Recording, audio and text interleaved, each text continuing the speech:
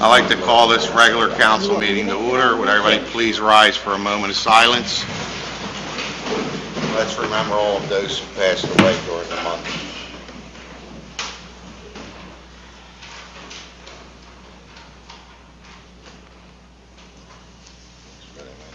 Please salute the flag.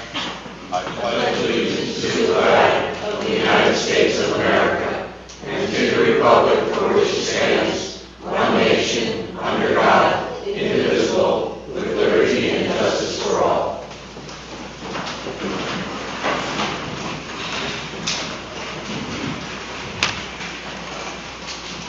Don't you want to do roll call, please?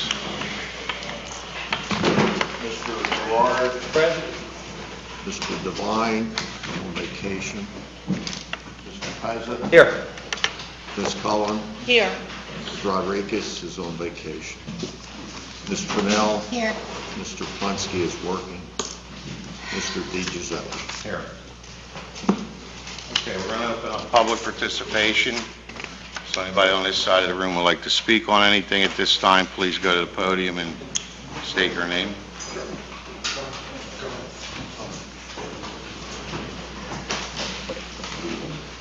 Hi, Tony Riccio, 500 Clymer Street. I really just have a question. Over the weekend, I was doing work on a property on Cleveland Street, and the police were called for some issue. My wife noticed that there were state police along with the chief, and I think Sergeant Moores was out there as well. I didn't pay really much attention to it, and the neighbors started talking, and they said that there was some kind of issue that the state police were providing coverage to the borough. Yeah, then later on, I go on Facebook, and the whole Facebook thing and rumors, things like that. And I was just wondering about the police coverage in town. I don't. You want me to address that? Sure. Okay.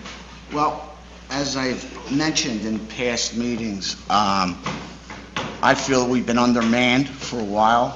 I have asked the council to look at and get the Civil Service Commission started, especially when it comes to the lack of manpower we have. Our police department is running on dead empty. These gentlemen that protect us are working 16-hour shifts. They're not getting a break. They are working to the hilt. They have paperwork that's backed up. I'm going to ask this council tonight to please consider hiring 2 full-time officers to get us back to where we were. I mean, you're going to see tonight a little bit of a presence of our police department because they're up here. They have issues, Mr. Council President.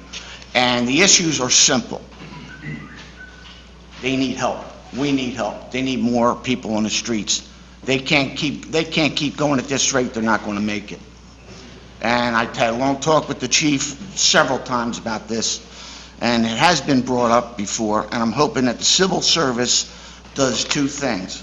Can give us 2 officers, and that the council can agree with, and also to give the acting sergeants their proper stripes, so it looks as if they go to a scene, that they are sergeants.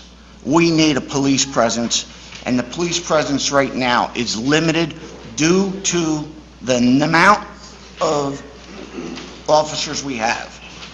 In January, we got hit hard, and it didn't stop till March. 4 officers were lost. 2 were part-timers. We have 2 full-timers out, and we also have one that's on light duty until sometime in early September. So with that being said, I'm begging council to please look at the officers that are here tonight. Respect what they say. They are the people that go out on the street and protect this town. This weekend was nothing but a hellraiser for all these gentlemen. And I'm asking you, as the council people, to heed this. I don't want to see a disaster happen. So, with that being said, I'd like to see civil service jump in, give us a list, give these gentlemen there's 3 gentlemen, they're sergeant, that are acting sergeants. Put them on as real sergeants with the stripes. Let's get our continuity back into the police department and give these guys a little bit of break. I also know Mr. Porter, on a conversation, had to order people to work, so we are ordering people to work. Can I ask a question? Yes, sir. Do we know the status of those 2 officers? You know, I hate to sound unsympathetic to their cause, but at this point in time, we need to know. Do we know what's happening with those 2 officers? I mean, for the sake of our existing officers, we need to know. And I know there are other considerations there, but do we know? You might not have been in the meeting, Greg. Yeah. But we did have a meeting, and I did explain what was going on. Okay. I can give you an update when you're done. I think the rest of council knows, correct?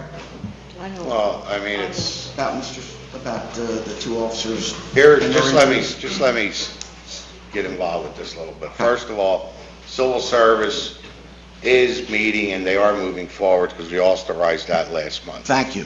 That's number 1. Number 2 is, once you hire a full-time police officer, you cannot lay him off, because there's a no layoff clause in their contract.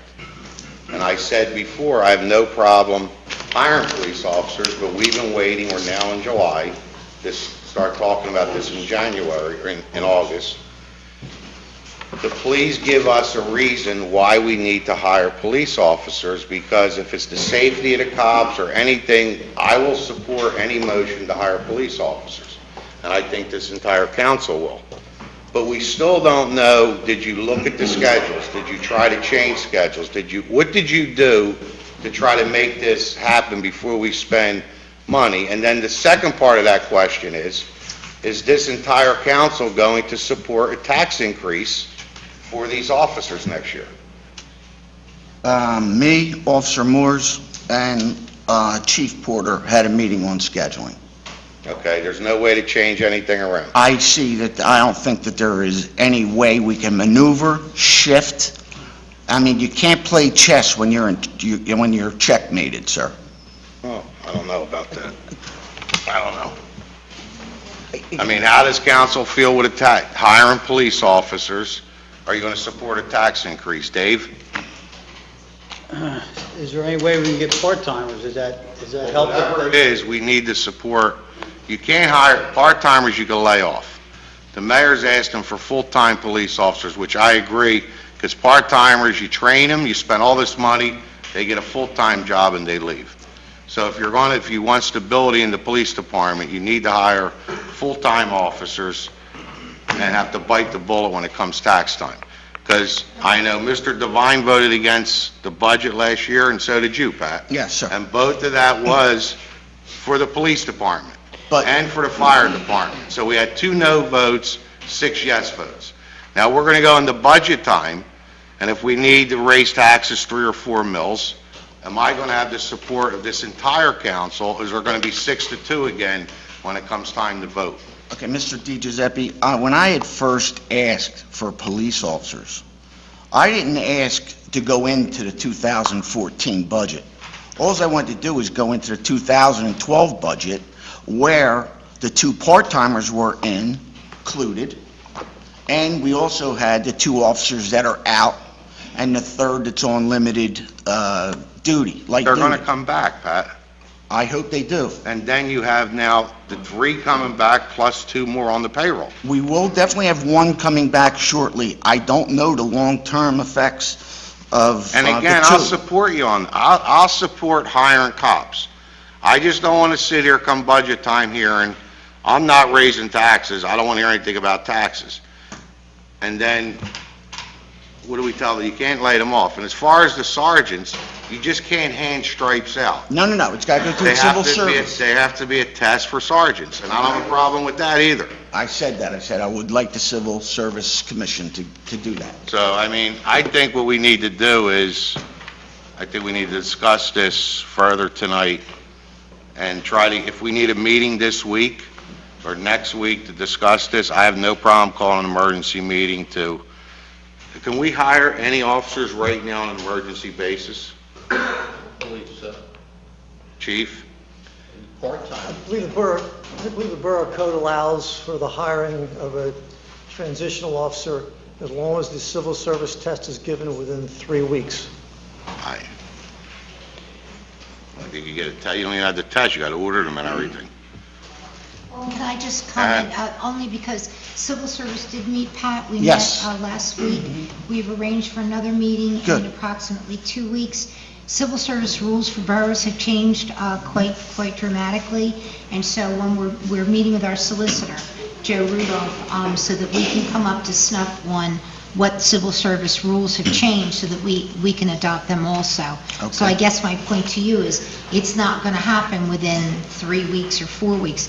By the time we adopt the new civil service rules, we advertise the ordinance, we test, then we do oral examinations. I mean, it's going to be a little bit of time. Mr. And the only President- thing I'm curious about is, why would the chief have to order officers in? Like, is that officers won't come? Why would you have to order people to come to work? But the people that are out, either injured, on duty, or ill, and those people who have worked so much overtime, say 16 hours, and they can't work another 8-hour shift, and those people that are out of town on vacation, and the open shift comes up, you have to order people to come in 4 hours early or stay 4 hours late. Is getting people to come Anything into to work, this? is that a difficulty? You want to add anything to this? I think Tony's done. If I Go ahead. if I just had a couple, just listening to the conversation going on, I hear the mayor saying that, cops are working 90 hours a week or something. That's a whole nother issue. I don't know if for the short term, that could be okay, but if it goes on long term, it's a whole nother set of issues, And I was up here a couple months ago regarding my street on Clymer Street having a lack of presence. I don't know if this has anything to do with it. And, giving somebody their due stripes doesn't put more men on the street either, but, I'm just, I'm just asking, is there a problem? Because I just noticed, with Facebook and, and I witnessed that the state police are out and about, along with the police chief and Sergeant Moore's Saturday on Cleveland Street, and I was just weird that the state police are there. I know other municipalities to the north that have that don't have a full-time police station, they rely on, state police. But my other question is, do we have to reimburse the state police? I didn't even know the state police were in town, I can so. clear that up. No, there's no charge for them to come in here. They did not come in here to do coverage of our town. They were advised that we were running short, but we had manpower on the street, and this is their area, and they came in as support. They were not as backup officers during the 8-hour or 12-hour shift. They were just in the area, and they know our situation as well as other municipalities in Bucks County, and they came in to help us. Can I ask you another question? I'm sorry, Lorraine. Go ahead, you go. Do we have any sort of, or I'm just trying to think outside the box, a cooperation agreement of sorts with neighboring towns? Yes, we do. And also, is there a possibility, while Robin is expressing that it might take some time for us to be able to get those things in order to get new police officers, I'm just thinking of people that I know that are, local, but they are police officers somewhere else. Would those municipalities allow for someone to work part-time for us, and would we accept, what the process that they have gone through in, say, Tullytown, or would we accept that they are already qualified to be on the street? We've hired officers who worked in our town and other towns, and I think over the last 5 or 6 years, we've discontinued that because of conflicts with schedule, conflicts with court.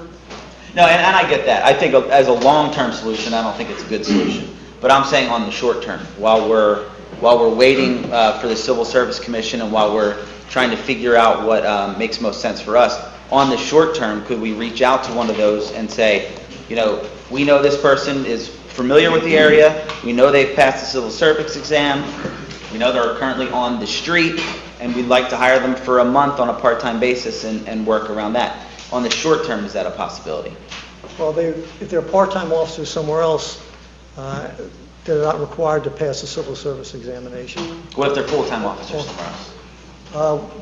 We won't allow full-time officer to work part-time here in Bristol Borough. Okay. Is this the first time the state police have come in to help? No. Recently, I mean, No, they've backed us up in the past. in the immediate past. For lack of manpower, they backed you up? I don't recall if they've recently been called into it to be in the area, but they have backed us up in the past. I guess, my one final question, is there ever a time where we don't have a police presence? I mean, like, is Should there? there be a time? Is there, I'm just listening, I'm just I don't wondering run if the, there's... we don't run the police No, I'm just department. wondering if there's anything on the street, if I call 911, am I waiting for, somebody from another municipality, or, I've never had that happen, I'm just asking. I'm just listening to what's going on, I understand, it seems like there's a shortage of officers and covering many shifts and working many hours, that's all. Joe, you want to add anything to this since you're the Dave? Yeah, what is the status on the officers? When do you think they are coming back?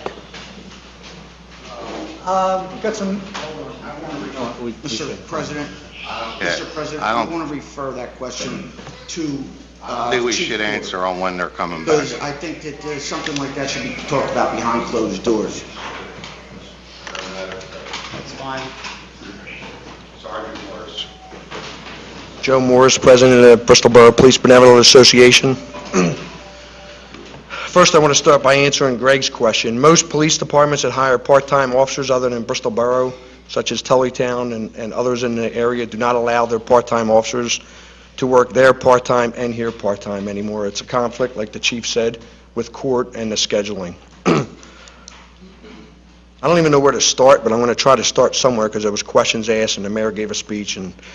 But there is an issue. There's a very serious issue downstairs, and it's not anything new. I have letters from January 14th addressing this issue to the mayor. I have a letter from April 13th, the patrol sergeants to the chief. And I'm not here to point fingers because nobody has a crystal ball and nobody knew that 4 officers were going to get hurt. But when you only have a certain amount of officers, and we haven't replaced anybody since 2010. So I'm going to give you the facts, and that's all I want to do tonight, and then I'm going to ask for your support. We have only replaced 1 of the last 5 full-time officers that have left through attrition or through retirement or for whatever reason, and that was in 2010. The last 3 part-timers, we were manned with 4 part-timers. 3 have been hired full-time elsewhere, because that's your goal when you become a part-time officer, is to become a full-time officer. And they left for full-time jobs, leaving us with 1 part-time officer. We were already down, and we seen that we were down back after the first of the year, and we wanted to address it, and we tried to address it. And we are very sympathetic to the borough, because we understand that you don't want to raise taxes.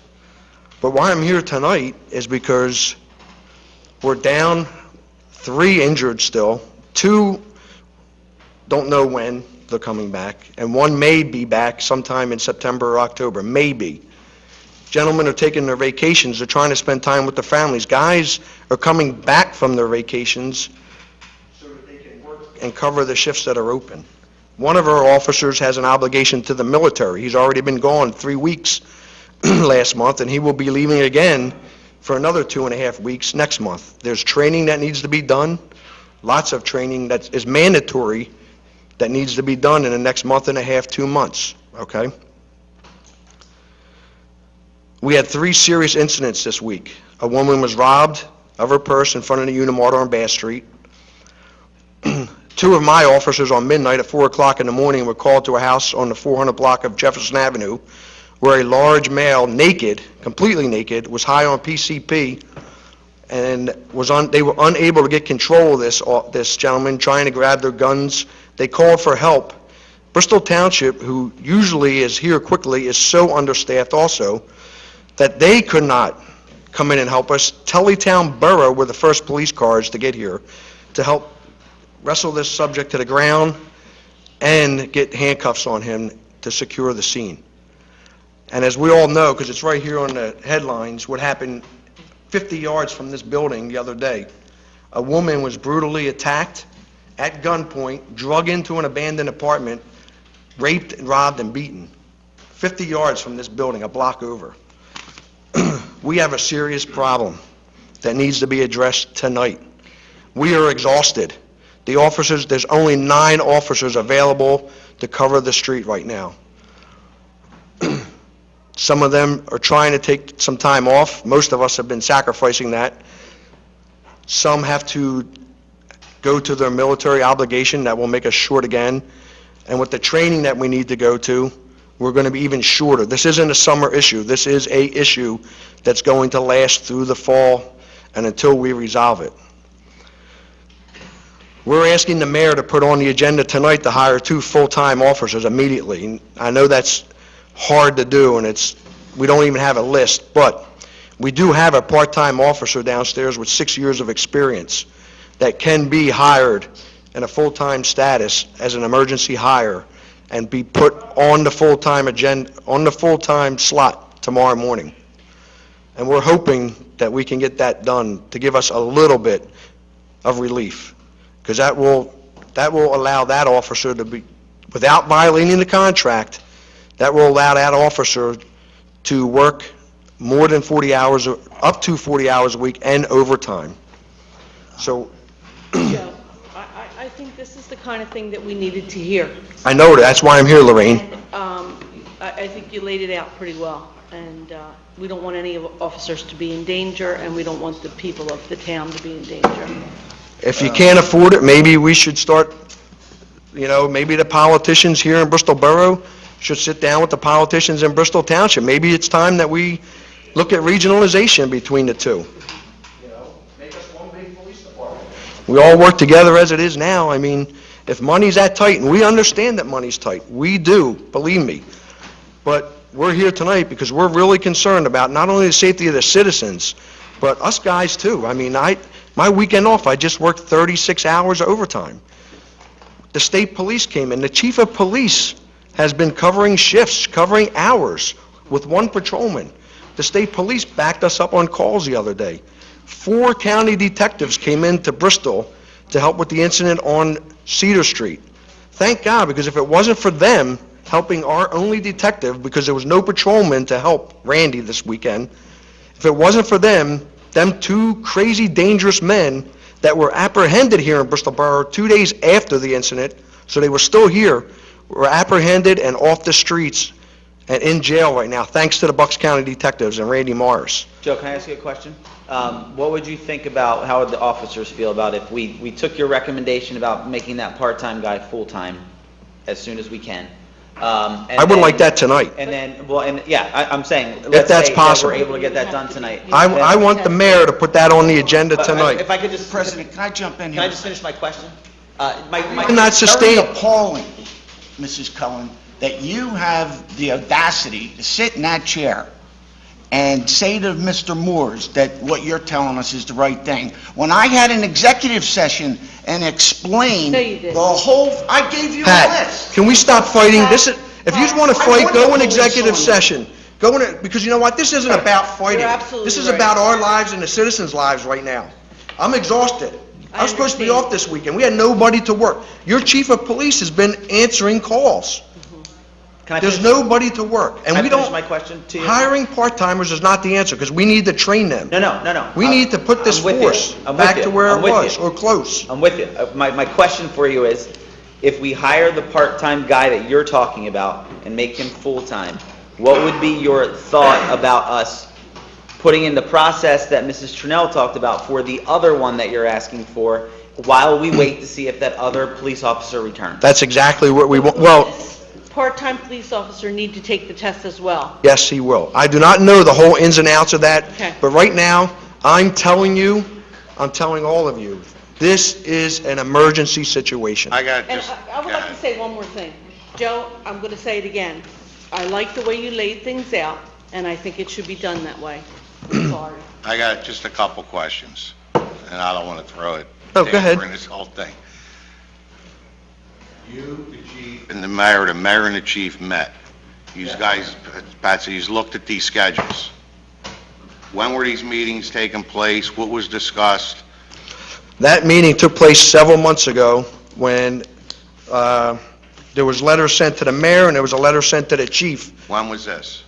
Well, one was sent January 14, 2014, and another one was sent April 30th, 2014. And how many meetings did you, Pat, and Arnie have? to One. discuss? One. One. One meeting. Meeting? One.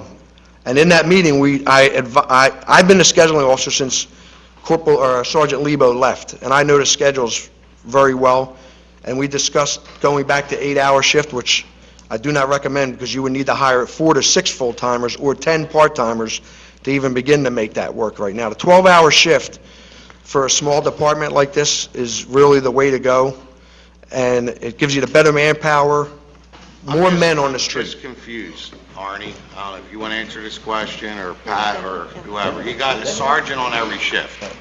Am I correct? That was our game plan years ago, to put a sergeant on every shift. Am I correct? How many meetings did the mayor, you, and these sergeants have discussing this? You're saying one meeting since January? Well, I know the mayor met with us, the department once, and then I also met with the chief and the mayor to discuss the schedules once. And Mr. Since President, January. at that meeting, I felt confident, and I think Mr. Moores felt that it was the only way that we could keep going. And I felt confident. I said, if there was any move, let me know, and we'll readjust it. At All that right. time, we were running right. Here's a recommendation I Not want to make. change it. So, And for 2 officers to put the 3 to 3 shift back in place. We're down 4 full-timers. We asked for 2 to put the 3 to 3 back in place, and I know it's hard for you to understand the schedule, and I'm sitting here at a council meeting instead of a meeting and trying to explain it. But we need that, for this 12-hour shift to work the right way, we need 2 full-timers for the 3 to 3 shift. It will alleviate covering a full 12-hour shift of overtime, like there is this Wednesday and Thursday. I had to order 2 officers to come in 4 hours, so that we can have at least 2 guys on the street prior to their shift. So 2 guys are coming in at 3 a.m. in the morning and working until 7 at night. let me make a recommendation. Go ahead. So we don't violate union contracts, or we don't do anything wrong. Civil service tests, from what Arnie's telling me, even if we hire Kevin tonight, we would have to test within 3 weeks, correct? Yes. Which we know we can't do. What happens in 3 weeks if we can't test? I don't know. You can go back to part-time. But what happens between now and Let me make a suggestion. First of all, I think that council needs to get involved with this. I'm saying tomorrow, Wednesday at the latest. I'm going to put a committee with the mayor. I want to have a meeting with the 4 sergeants, the mayor, and 4 council members to see how we're going to move forward. That's the first step. We'll get on the phone tomorrow with Joe Rudolph, who is the solicitor for the civil service, to see if we can or we can't. I'm saying we authorize a meeting this Thursday night, an emergency meeting, to establish something, but as of tonight, I would like to see put on the agenda, as long as the union don't have a problem with it, is to waive the 35 hours with Kevin and have him work as many hours as you guys see fit. I would hire him tonight. I don't know if it's legal, and I don't want to get involved in doing something tonight that's not the right thing to do. that would be a violation of the contract, and Well, that's what I'm saying. So either we have this meeting and then decide. If we could hire him tonight legally, I would do it, but I don't think we could do it. We can have a special meeting to hire him. But I'm saying, if you guys want to meet the 4 sergeants and the mayor and the chief immediately, let's see what we can do. Now, what takes, Arnie, when you say you got to take 6 weeks or 3 months, 4 months to train a cop, is that to learn Bristol, basically? To learn our procedures, to learn if they know the streets, then that's a big, So if they were from Bristol, that takes some of the factor out of it and makes it a and they're little easier. already a cop somewhere else, how long would it take to get somebody on the street? Well, they'd have to learn our computer system and our procedure. Could take a month, That long? riding around with Do somebody. we have applications downstairs from anybody? All the applications come upstairs. Do we have anybody applications? We have applications. From what I understand, it's no secret, the Bunda kids that work in Tullytown, I understand they're really good cops. Maybe we could bring them in, they know Bristol. they're not going to be able to work in Tullytown and Bristol. They'd have to leave Tullytown and come to Bristol. They are good cops. They are good One is cops. full-time and one is part-time, but they will not be allowed. I'm here full-time. full-time. And are they Act 120 certified, Joe? Yes, they are, Robin. So, Why don't we, instead of dealing with who we want to hire, Well, if... I'm available, if you- I if can't the- do it during the day. If the solicitor's willing to call Rudolph, Mr. Rudolph tomorrow and find out if we can hire Officer DiPaolo, would, excuse Can- me, can Joe, we- I'm sorry. Joe Rudolph is on vacation. That's the only reason and he's in Ireland, so it's the only reason we didn't meet sooner.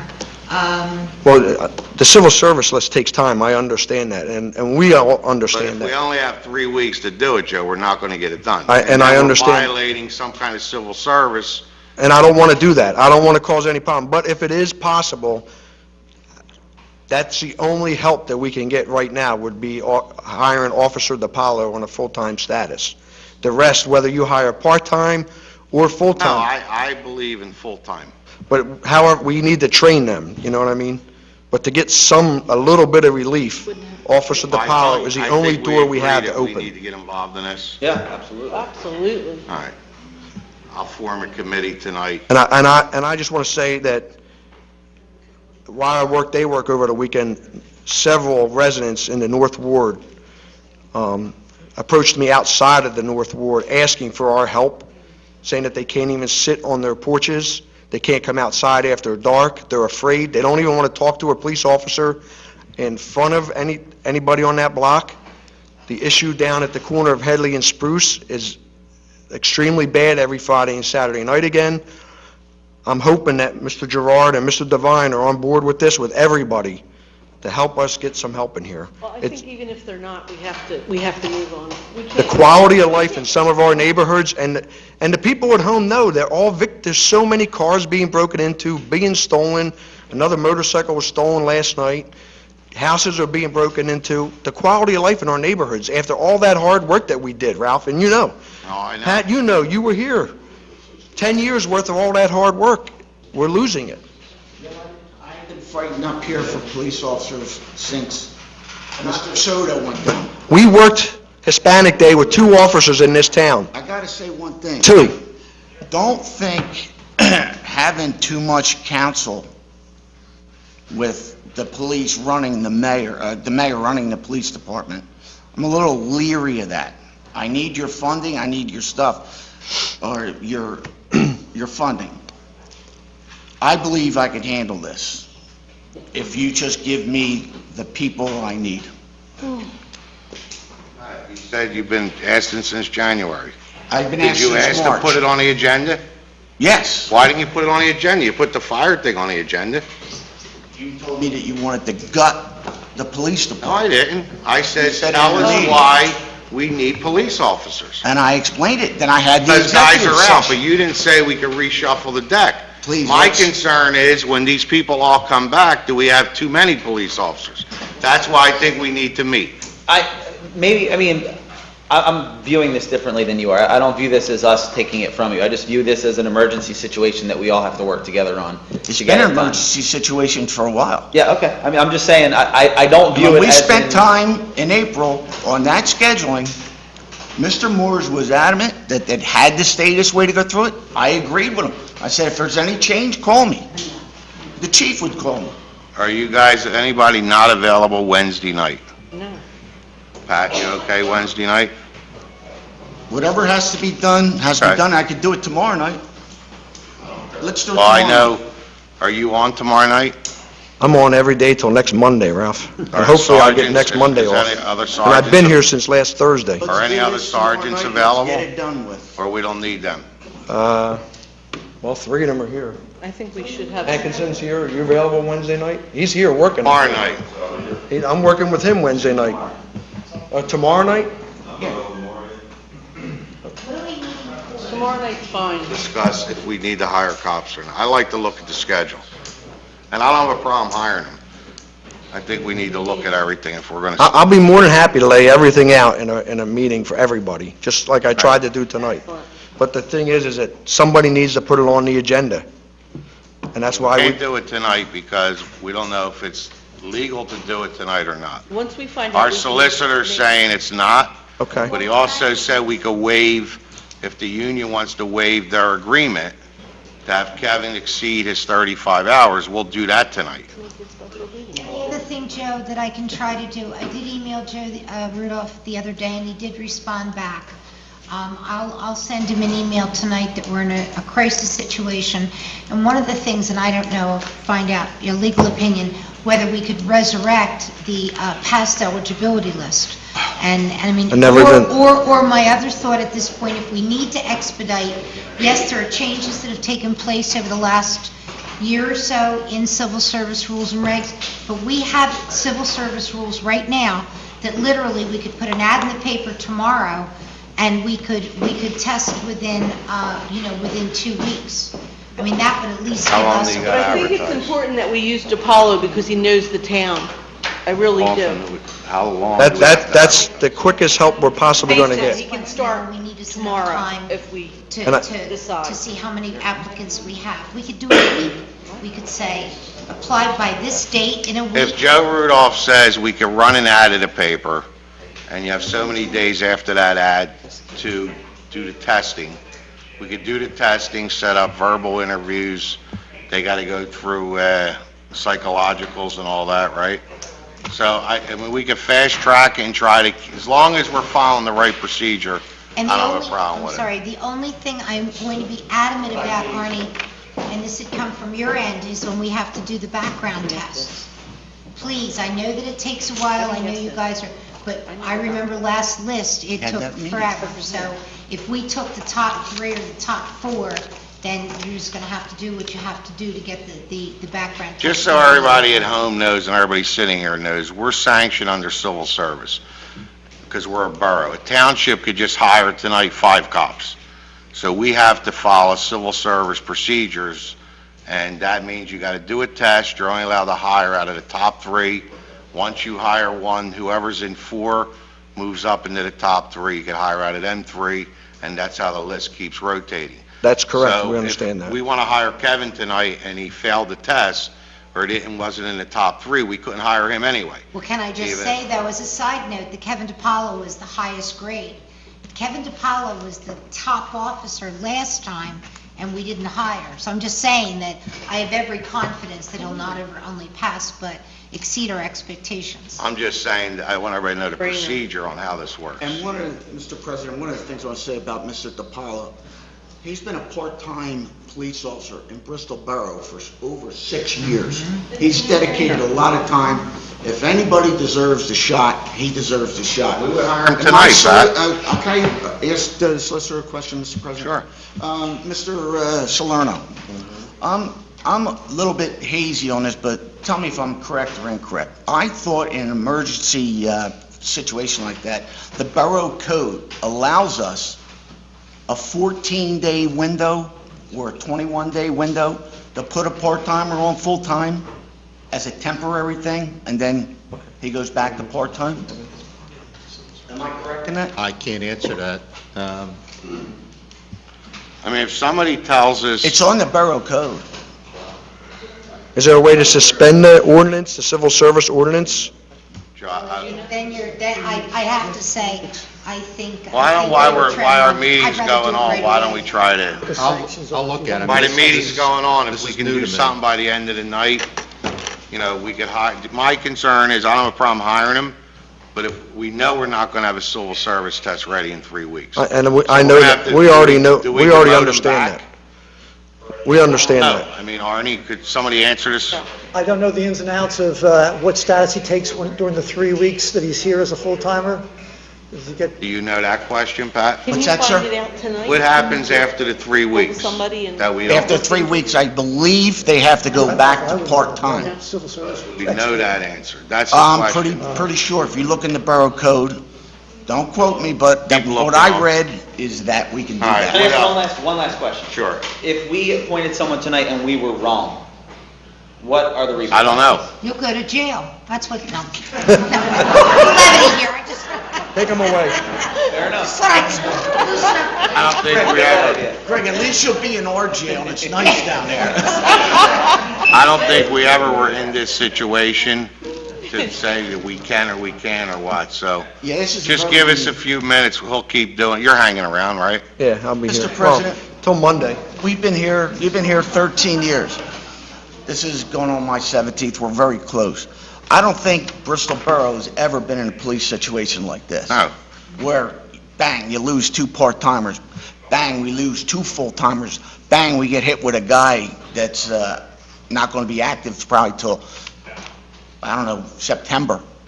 I mean, this is very unique, it's very rare, it's the first time it happens. We just got to put big shoulders on, we got to do the right thing, and the right thing to me is to find out if we can get Hey. that gentleman hired. And I Hired would more agree. cops. We had 8 cops when I took over. That's right. And brought, so, And that's why I asked the council people of the North Ward to step up and get on board. It's Well, we'll their find out. constituents They'll both have to that need vote. us the most, right now. So, the mayor says he's on board, hopefully Dave, you're on board, and hopefully Tony's on board if we have a special meeting, and we can get this done, because we want to get it done. we're going to I have a mean, special meeting. we are embarrassed, to be honest with you. I mean, we're more worried about the safety of the people and ourselves, but we're also a little embarrassed of the past week's events, so, Thank you, Jim. sorry. Thank you Anybody, very anybody much. on this police issue want to speak? Anybody else on this side of the room want to speak on anything?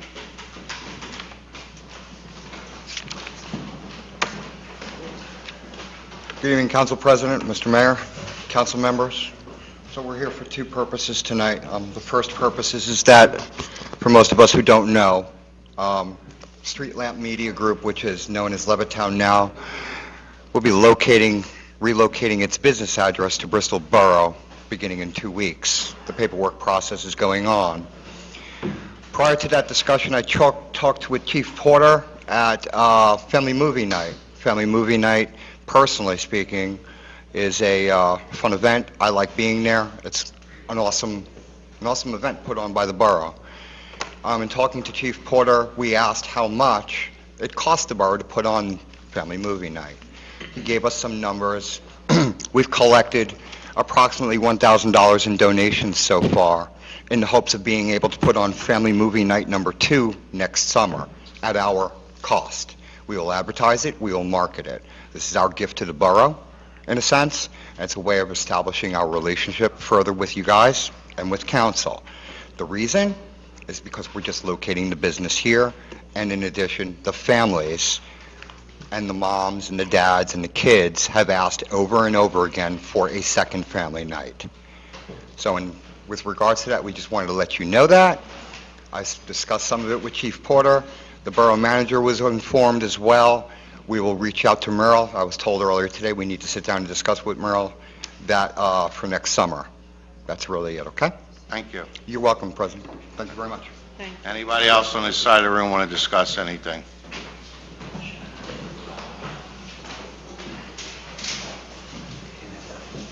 Good evening, council members. Fred Kraus, 843 Garden Street.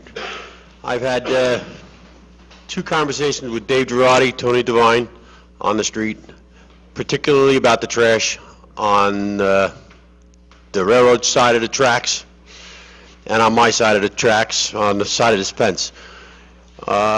It's getting out of hand. It's getting worse. The trash is just starting to build up. My daughter, the neighbors, yesterday spent 6 hours cleaning up trash, weeds. I was going to go do it today. Unfortunately, I wanted to take pictures. I came up, and I had a little bit of a meeting with James Dillon and to discuss this. Something's got to be done. The trash is getting out of control. The weeds are getting out of control, not only on the 800 block of Garden Street, also down by the ball field. It's disgraceful. The people that are getting on the trains going into Center City, they're throwing their trash over the railing. And where it's going is on the fence. And it's starting to build. And nothing's been done. Where there was grass, they sprayed it, killed all the grass. It's out of control. And needs, like I said, something needs to be done.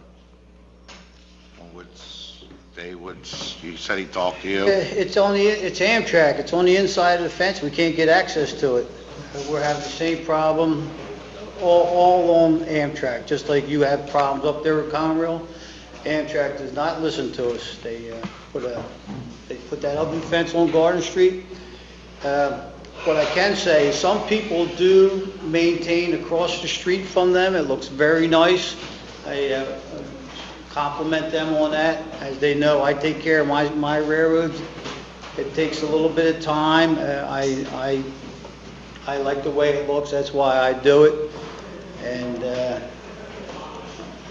if the people on Garden Street don't take care of it, just like Mr. Kraus says, Amtrak's going to spray it. That's the solution. No one's going to cut it. The borough's not going to cut it. It's not their property. People have to step up to the plate. They're parking there. To get out of their car, they gotta cut it. I personally cut from Courser Street to Point Street one day just to set an example on the Garden Street side, and nobody seemed to care. You know, it's back overgrown again. So I don't know what the solution is. Amtrak's solution is we'll spray it and kill it, and that's what's going to happen if people don't take care of it. Well, spraying the grass, cleaning up, Yeah, but the you can't problem get is, inside. I can't get on the other side to do it. And I'm not climbing a fence. I'm 56 years old. I'm not climbing a fence to go on the other side to pick up trash. But my main concern is, I'm worried about rodents. We got groundhogs that are up there digging craters. They look like moon craters up there. I'm worried about maybe mice, because there's field mice, even rats. Can you do anything with Amtrak? I mean, well, they're bad neighbors. I don't know I don't know We what to could tell you. send them another letter again. I mean, Merle works with them. We'll, you know. Excuse me, Mr. President, is there any way we could get in there, Merrill, Legally? legally?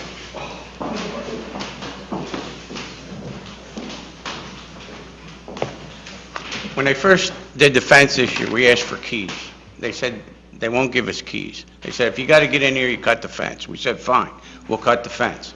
Now, 2 weeks ago, Mr. Gerard called me and he said that he had heard that on Pine Street that Amtrak was going to come in and put another fence up. And I said, well, I have no knowledge of it, Dave. I haven't heard anything about it. 2 weeks after that, we get an email from New York saying that they're going to put another enclosed area in there, just like they did between Spruce and Pine, to put the equipment so they can work on the Pine Street Bridge and the Corson Street Bridge. So Mr. Dillon said, if you want to respond back, if you have any issues with that. And I said, well, I do, because when they put the compound in on Spruce Street, they put a drive-in gate on Spruce Street end, and they put one on the alley. They put no gate on the Pine Street end. So if we have to get in there, we just cut the fence with carbide saws. But the fence that they put up on Garden Street was done without anybody's knowledge. They didn't come to us and say, we're going to put a fence up. They just showed up, start putting in the poles, and they put up that awful-looking chain link fence. The fence that they have on Spruce Street is what they call their decorative protective fence. It's a heavy-duty fence, it's a nice-looking fence, and they put it at their stations like they did in Croydon and places like that. We don't deserve that there. I grew up as a kid, there was never a fence on that railroad bank, and it was always clean. There was nothing growing on it. But now we have to live with what's growing there. They put the arborvitaes in all down Garden Street. After they put them in, we didn't get enough rain to keep them going, so they started dying All off. dead. But it's the stuff that gets thrown up over top of the fence, there's all kinds of debris in there. And they only have one gate on the Corson Street end to get into that chain link, and they don't send any people out to clean it. So we have to look at their trash, and it's not right. Why should they be any different than any borough resident as far as ordinances and being clean goes? They shouldn't.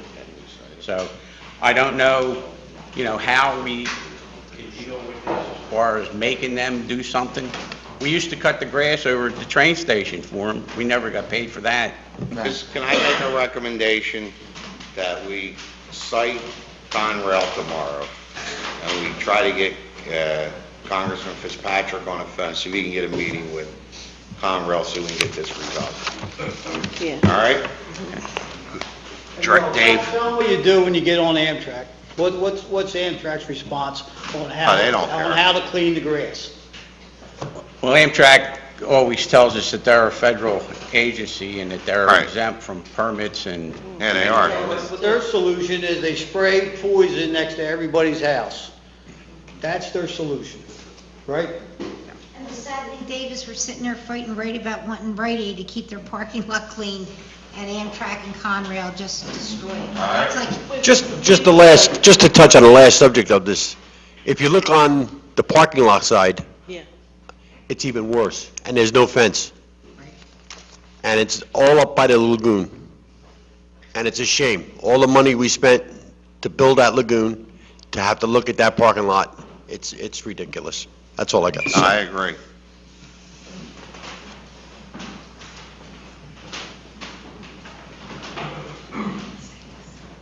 My name's Vicki Wade. I live on Corson Street, and I'm here for the same reason. That's why I'm here tonight. I was here a couple years ago. I was upset when they were going to cut everything down. This year, everything was coming back. It was really looking nice. It was nice to walk out on my back porch and see green. Nobody notified me that they were going to spray that spray and kill anything in my neighborhood. There is rust-looking, dead foliage everywhere you look in Bristol. That's real appetizing. That's real inviting to anybody who rides down the road anywhere near the train tracks. I have called Mr. Fitzpatrick's office. Do you know what I got? I got the number to Amtrak. That's what I got. You know what that Amtrak number is? How to get a train, how to get a, it was crazy. I asked them specifically, what can be done? They're taking over our town. They're telling us how we need to live in our own town. That's my backyard. That's my neighborhood. This is my town. I pay taxes here too. They have a privilege of riding in our town. I don't understand. If we don't stand up to them, they just do whatever they want. Actually, we're paying their bills. I mean, they're being paid by us. They're government run, right? We pay them, don't we? It's not as easy, I mean, I wish I it know was it's that not as easy, Mr. DiGiuseppe, but Here's where I'm confused, and I'm glad you brought this up, Merle. Maybe you could help me with this. There was an issue that nobody wanted the grass, so they wanted it killed. Am I right? Somebody sitting here says, spray everything and kill it. Now, I'm hearing you, I don't know. Wasn't me. I never wanted the I'm not grass killed. saying you, Dave. She didn't, I remember. You did not. But I'm saying, I mean, do we want green grass? Because we could tell them, stop spraying. Stop spraying. The neighbor that lives next door to me walked out the door. He said, my lips were burning. He said, I had no idea.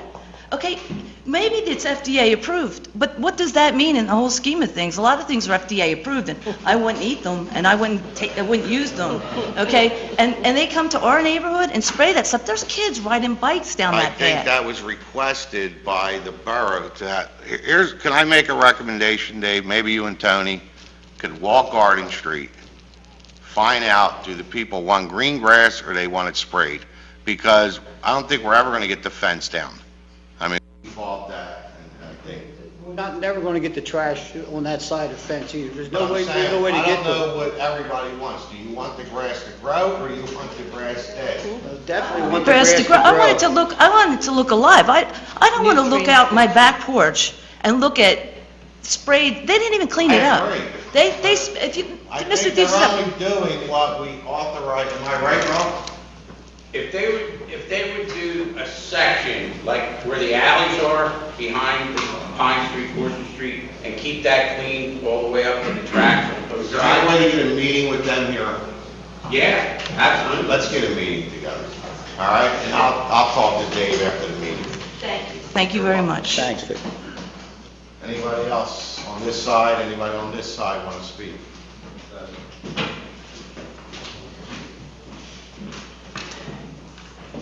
Council. Mary Jeswaldy, Bristol Borough School District, Snyder Girardi Elementary Middle School. I want to thank you for allowing me to come before you tonight to tell you about the latest Cohort 7 21st Century Community Learning Center grant that the Bristol Borough School District is applying for as the lead education agency for the first time. The purpose of the grant is to provide students with academic enrichment opportunities during non-school hours, before and after school and during the summer, along with activities designated to complement the students' regular academic program. The Community Learning Center grant that we are applying for would also offer family involvement activities. The centers would be located at the Snyder Girardi Elementary Middle School for students in grades K to 8, and at the St. Mark's School for students in grades 5 to 8. We would be able to provide a range of high-quality services to support student learning and development, including homework help, tutoring and mentoring, academic enrichment, such as hands-on STEM programs, STEM meaning science, technology, engineering, and math, and community service opportunities, as well as music, arts, non-interscholastic sports, and cultural activities. We have gotten collaborative agreements and support from the Grundy Library, Raising the Bar, the Bristol Cultural and Historic Foundation, the Senior Center, the Grundy Recreational Skating Arena, Stepping Stones Dance Studio, and the Grundy Foundation, just to name a few. This is a competitive 3-year grant being written by our administrators and a dedicated group of volunteer teachers headed by John Love and Heather Catroci. It's due on Thursday, August the 14th, and if we're selected, we will be notified by September 26th. So I'm here tonight to let the community know of our intent to apply for this grant and to ask the council for your support. I believe you have a letter of support asking for a signature, and if there are any questions, I'd be happy to answer the questions. Great. Okay, thank you. Thank you, Ms. Jesualdi. Anybody else on this side of the room?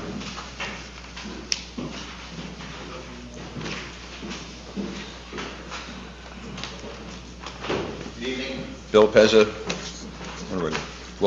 Barry, Pond Street.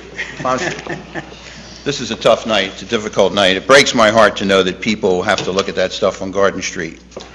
We talk about, as Robin said, we talk about Rite Aid. I have a suggestion, I'm not an attorney. Sometimes civil disobedience is a nice thing. I would cut the damn fence, I would put our own lock on it. I would tell Amtrak, you break our lock when you need to get there. And if we have raising the bar purchase liability. Do it? I'll do it. What are you going to do to me? What are you going to do? Why are you going to do it? Raising the bar purchase liability, and this is a suggestion I'm going to make. Raising the bar purchase liability insurance so that when we do things like townwide cleanups, we're covered. And we pay for that out of funds we raise and out of bricks that people buy, and that's why it's a good thing. But I know that if people had access to that area, that they would want to clean it. The problem is, it's a liability that our insurance, I'm sure, wouldn't cover it because we're on private property. I wonder if we can get Amtrak to give permission for that to happen. All the time we They spend... won't even give us a key. We had a gate in Harriman. They won't even give the police or fire company a key. They said, cut it. Let's put... If somebody gets killed on them tracks, it's your response. Who's going to be blamed for it? Whoever has a key. So their theory is we're not giving anybody a key. If there's a train wreck, God forbid, or something happens, they told the fire company, the police department, cut the fence, pull it down, whatever you got to do, but don't touch it for cleaning. I'll give you the saw. You want to cut it? Well, that would only provide access. I mean, I would like to think that if you put Amtrak in the same room with a United States congressman Well, that's what and said, can we have permission to get in there once a month or so and clean that? I don't know whether they can waive that liability and say, yeah, you can under the proper supervision or not. And I'm not talking about the borough crew because they already have too much to do. I'm talking about volunteers. I think people would do it. I think Dave and people could get people in the neighborhood. Remember, Greg and Lorraine met with them about Harriman. What did they say? Right. So you're dealing with, look at it. Well, if we can find out a way to allow that liability to be waived, raising the bar, We would would be go clean happy to help find people to The clean. borough would clean Yeah. it if we knew that we could waive that. Well, it's just a shame. And just follow up to Mary, Mary's husband Mark is here, and I just want to single out Mark for a minute because on our Raising the Bar Facebook site, he contacted me and he talked about the fountain at the Snyder Girardi School, that the fountain really doesn't work well, and he took it upon himself I told him, if you need a new fountain, Raising the Bar will pay for it. But he took it upon himself to go there, to fix it, to fill it, and he goes there every day, and it's improved, it's working well, but not as well as he'd like it to. But that's the kind of volunteer spirit that we should be happy with. So, thank you.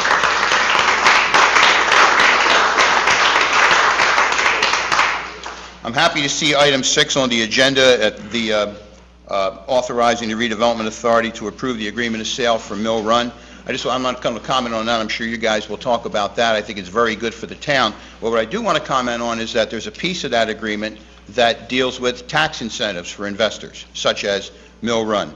And I want to say that there's a lot of misconceptions in town about how tax incentives work and how LERTAs work and whether they're good or not. And all I ask is that everyone step back and get as much information as you can get, and then make an informed decision as we move forward. Raising the Bar has created, the Economic Development Committee has created a task force that's going to look specifically at what does the municipality, the borough, the school district, and the county have the power to do in terms of providing incentives for investors to come into town. And once we know all the legal ramifications, we can make an informed decision about what we want to do. I'm not talking about Mill Run, I think you should do it. I'm talking about even broader things. And just a case in point, I know people keep talking about Lennox. There's a lot of rumors about Lennox. Oh, we gave them a LERTA, and now the LERTA's about to expire, and they're going to leave town. Fact is, I was told today that Lennox has just signed a lease extension, and they're going to stay in that building to the year 2026. So if we did not give that kind of incentive originally, I believe that building would pretty much be empty. Would have been empty for all these years, not collecting the tax dollars that we didn't collect anyway because of the LERTA, or at least not as many. And now it's going to be collected, as that LERTA expires, we're going to be collecting real tax dollars, real tangible revenue, until the year 2026. So let's just all seek the facts as best as we can, and when it's all done, if we still don't like the concept, then we don't like it. But I think that's very important. So that's that. Next point, the facade program on Mill Street. If you're riding down, you're seeing things happening. We had 11 grants awarded. 10 of those grants, 10 of those properties have already started work. One is completed and looks beautiful. The other 9 are progressing well. One hasn't started yet. They have another week to start. They're going to lose their money because we have people on a waiting list. But I'm telling the people of Bristol, if you wait till about the end of August, you're going to see those properties completed, and I think they look pretty good. And when we applied for the grant, people said, you know what, other towns have applied for this grant, they've gotten the grant, and they never got the property owners to spend the money to invest. Well, we did, all the money. We're going to expend the $50,000, and the minute we do, we're going to go back to DCED and say, give us another $50,000. And I think if we can demonstrate success, that'll be good. Finally, the bricks. The final brick order arrived today, actually. It's at CBM's store. Joe Segola is volunteering his time to install the bricks. They're going to be installed this week.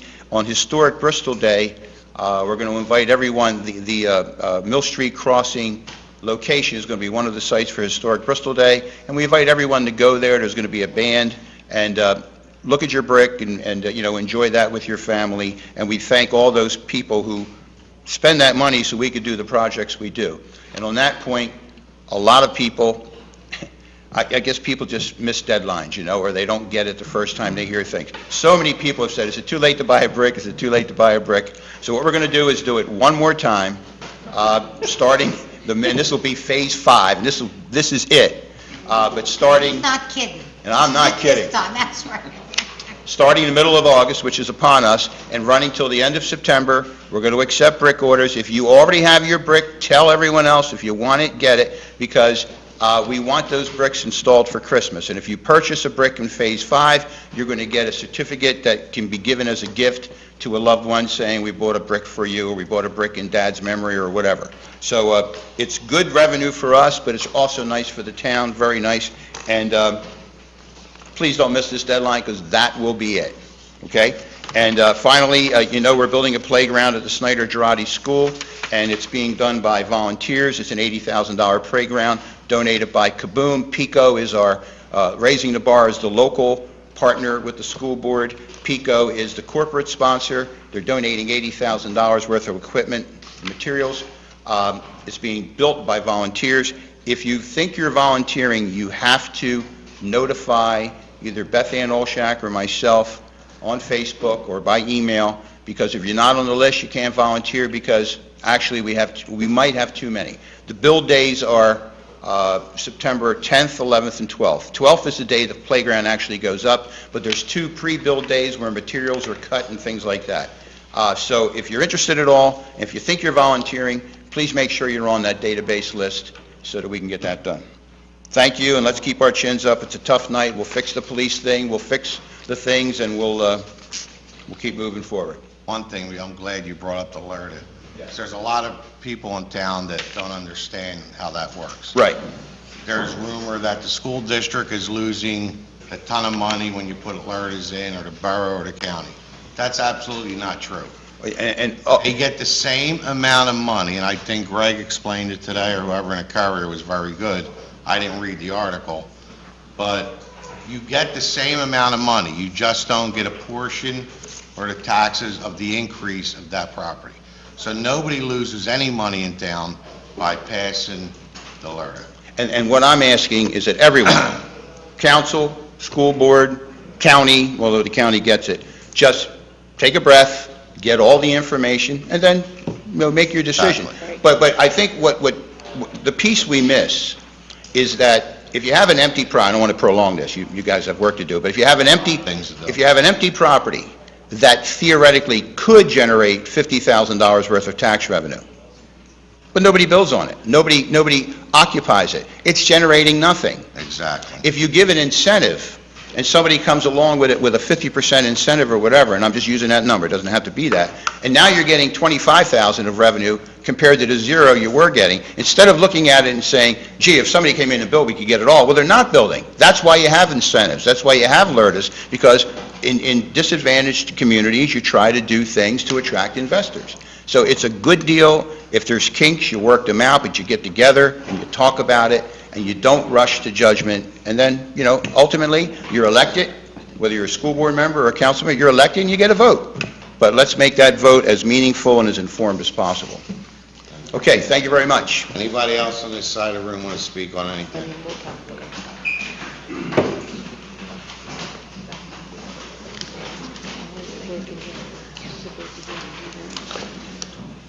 Good evening. Good evening. Ken Bexler, 300 block of Cleveland Street. Hi, Emma.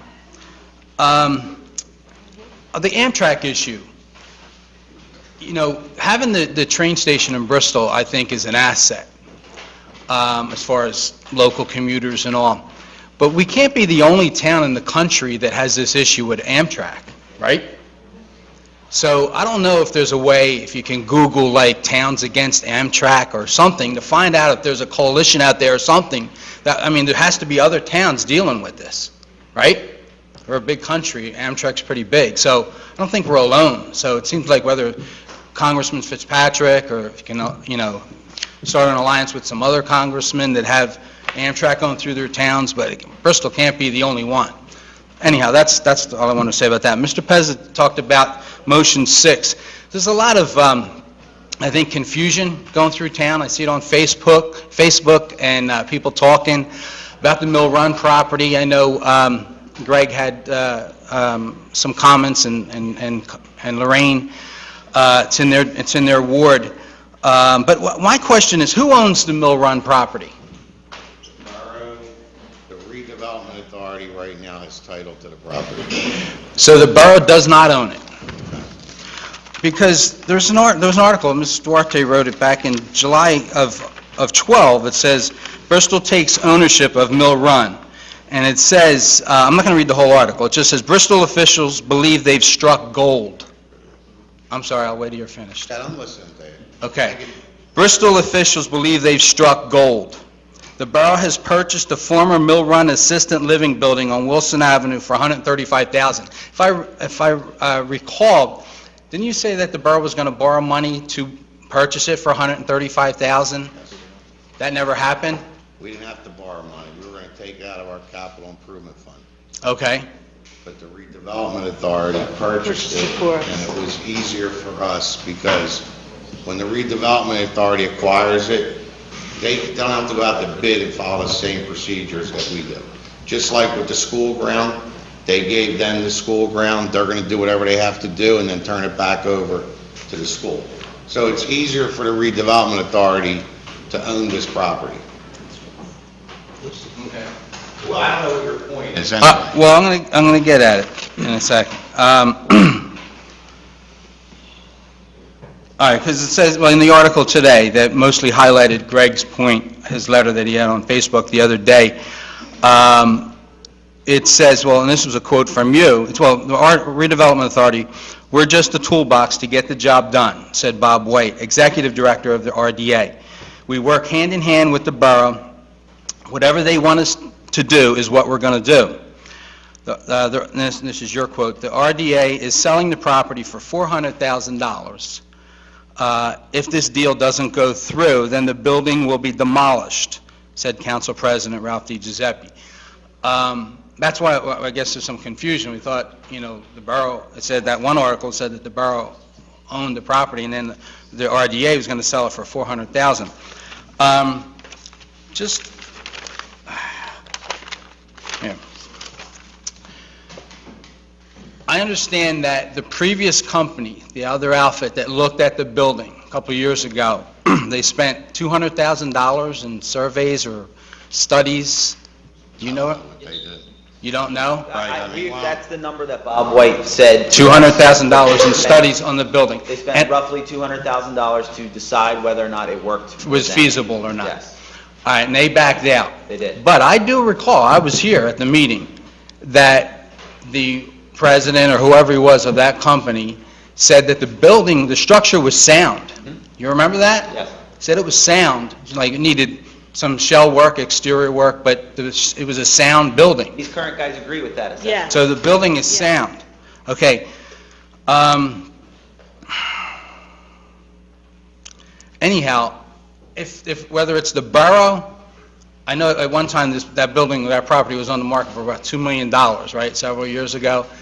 The borough or the RDA, whoever, got that property for a song, $135,000.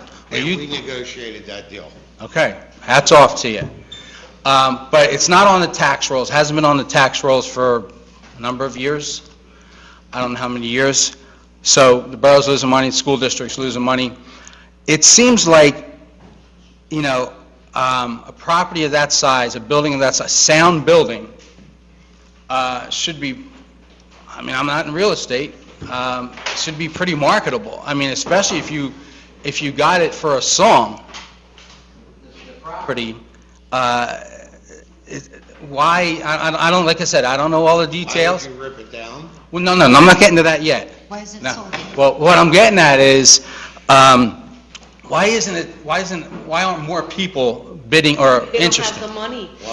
What I'm getting at is, how much are you asking for? I $400,000? think that this council supports their decision, number one. If we wanted to give the building to somebody, give it to them. Right. I don't think you could find somebody. That's how difficult, I don't think you realize what's involved. Well, When you say sound, I think they want to put 11 million in it. Yes. It's like an $11 million renovation So project. you need So money. sound means the floors are good, the outside, but that whole facade has to come off. Right. The windows have to come off, the elevators have to be redone. So the building may be sound, okay? But you still need somebody that wants to invest around $11 million. I agree with you. I'm not interrupting. Where do you find these people that want to come in? It's, the redevelopment authority markets it all over. Everybody knows, they put it out in some kind of brochures, however they mark. Where are you going to find somebody that wants to invest $11 million? And I think that's why Greg and Lorraine, when the last people, you got to give them their due diligence. You know what that is? Yes. Due diligence. Well, they come in, they study this building, how much they're going to put into it, the configuration of the building, the electrical system, plumbing system, sprinkler systems, everything that's got to go into this building to turn it back into a nursing home. They're not going to go in and turn a switch on and say, okay, we got mill runs back in operation, if that's what you're thinking. So whoever's doing their due diligence on this building needs to do that. The last company we gave them, what, a year? They got, Oh, they had a year. well, they got 6 months. They got 6 months. Oh. And Their then due the new diligence company period that is 6 came months. in, Greg and Lorraine met with them without, none of us was there, they met, they feel confident that they may be able to pull this off. Don't forget, we're limiting their uses too. We're not saying you could open anything you want. We're limiting it to a nursing home, to some kind of assisted living, where there's not a big, there might be a big market, but there's not a big margin in being in this business. Can I interject, Ken, just because I appreciate the questioning, because I think it helps people understand what's going on. And I just want to be clear. It sounds like maybe the end game that you're going to get to is something about demolishing, because if not, on the agenda tonight is for us to agree to an agreement of sale. And that is all I am focused in on and all Lorraine is focused in on, like a laser beam. These guys, I don't want to disclose too much about them because they're going to be going through a lot of stuff, but they have assets in the range of $120 million. They own $120 million worth of properties. They know what they're doing. They are sharp.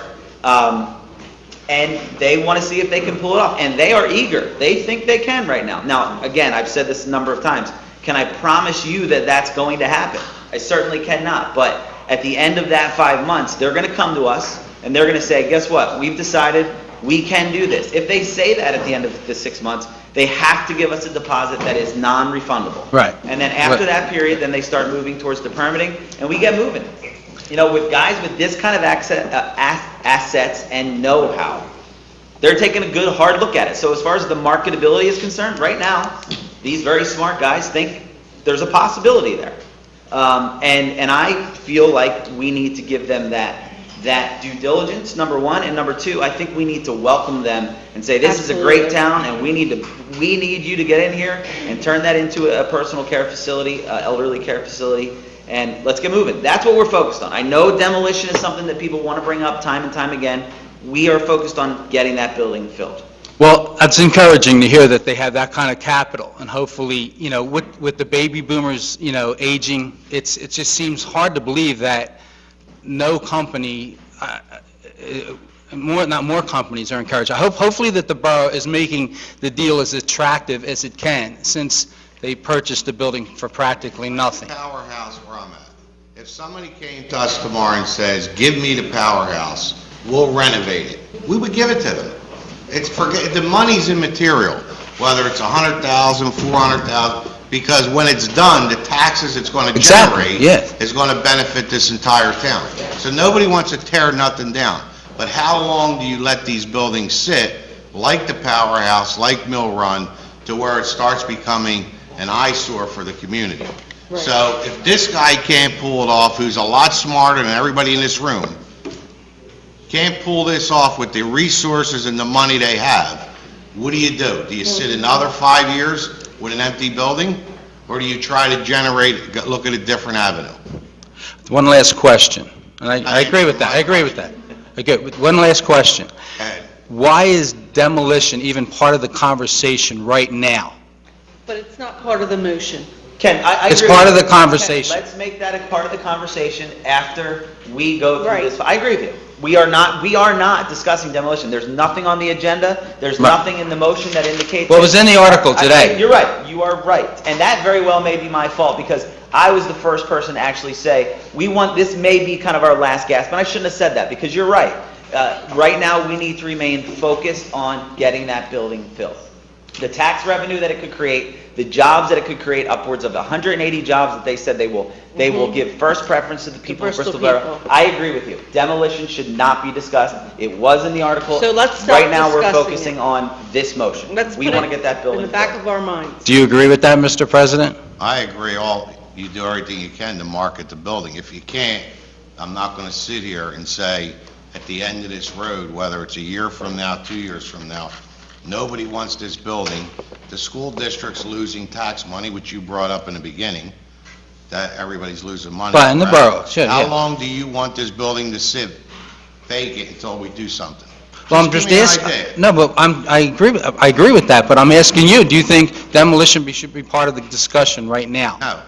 Shouldn't be. You said in the paper today. Said if the building doesn't go through, and however I was quoted, I didn't read the paper today, and we exhausted all avenues, then I would consider ripping the building down, supporting what Mr. Pezza and Mrs. Collins said.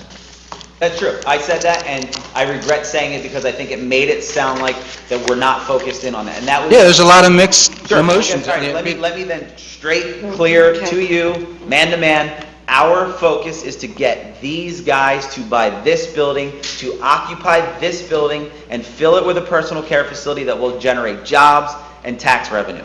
That is our goal, and that's why the motion says And we are going to welcome them with it. open arms. And then in 5 months, if it don't work, come back and we'll talk about it. Okay, thanks. All right? You'll be here. Dave, I'm sorry, wait, before you leave, did That's you all. have a question? What is for the him? name of this company? We can't say Can't that right say now. We'll wait until, okay? All right. Since it's 8:30, anybody else on this side of the room? Anybody on this side again? Anybody out in the hallway? Public participation. Real quick, we discussed the police department, hopefully tomorrow. You don't need to be here for, do you need to be here for the next meeting? You have no problems with anything? Okay. So we're going to set up for tomorrow night. Do you have a time? Do you want to make it a little bit earlier? We'll talk right after the meeting. Okay. The fire meeting this month went well. I was a little disappointed in engine 53, 25, whatever, wasn't at the meeting. And I'm hoping that they supply the chief with all the documents that are missing for the last 2 months of that he usually gets. Mr. Devine is on vacation. He asked me to read something here. It says, "I am on work vacation with my wife and my kids. I would have liked to have participated in tonight's important meeting and requested to do so via speakerphone. Although this option has been offered to me in the past by Council President regarding an executive session, due to the technicality in Borough Code not being adopted, I have been advised that I am not permitted. There are some important issues being discussed tonight that I would like the residents of Bristol to know where I stand. Regarding the Redevelopment Authority's agreement of sale, I have not been given a copy of the agreement and not sure anyone on council even has a copy. My concern, and that of many people who I have spoken to, is that the demolition of the building is a contingency of this sale not going through. I have a suspicion that this sale will not go through and that Mill Run property will in fact be demolished. I hope that I am wrong. I just want it out there that I will not vote along with the demolition of Mill Run unless it's made into an open space, because it sits in the heart of our town. Regarding the hiring of crossing guards, I am fine with replacing the current crossing guards. Although we should still follow a hiring practice, I am working on a policy that I hope Councilman Pezza and the rest of council can get behind regarding hiring practices to make it more open to all borough residents and allow all council members more notice when jobs become available. Also, if more crossing guards need to be added, I think everyone needs to see a study and should be done in cooperation with the school district. Thank you, Tony Devine. I mean, he's not here to question that statement about Mill Run. He was But to able- leave it open space, that generates no tax revenue. I don't have a problem with that either. Just a- Tony dominate it's just any more. Mr. He's not here tonight. Yeah, It's not like give Tony any more time. He's not here, okay? Get a break tonight. That ends Mayor's Committee. I'm done, Mr. President, with All right, item 2, item 3 on the agenda. I'd like to make a motion to approve the council minutes, 7/14/14 and 8/4/14, to accept the treasurer's report for June 2014, to accept the police and DJ's report for July 2014, to accept the fire chief's report for July 2014, to accept the inspection department's report for July 2014, to accept Public Works Department report for July 2014, and to accept the Harbor report and decisions of 7/28/14. Second by Mr. Purnell. Questions or comments? All those in favor? Aye. Opposed? All DeSoto. Number 4. Mr. Chairman, I'd like to adopt an ordinance amending the police civilian complaint review ordinance. Second by Mr. Pezza. Questions or comments? All those in favor? Aye. Opposed? Number 5. Go ahead. Go ahead. Mr. President, I'd like to make a motion to adopt an ordinance amending the non-uniform pension fund ordinance. Second by Ms. Cullen. Questions or comments? All those in favor? Aye. Opposed?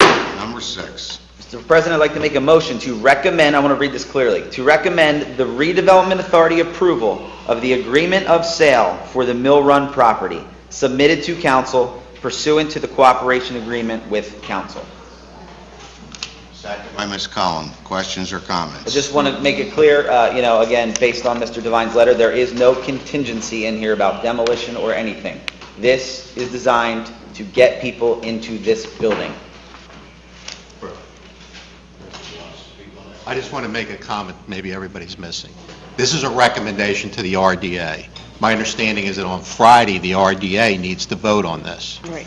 The developers already accepted this version, but the agreement is between the RDA and the developer. But under our agreement with them, they follow our recommendation. So you're recommending that they enter into the agreement. The borough will not be a party to this agreement. Right. Mr. President, one question before it goes to vote. I heard Mrs. Cullen, I'm not sure if I heard it right because there's a little bit of noise here. We can't name the owner, the developer? We're going to name it, we'll name it when it's approved. We're in negotiations. Once it's signed. Okay. then So it's- basically, we're going to vote on this, but... You're approving the deal. Okay.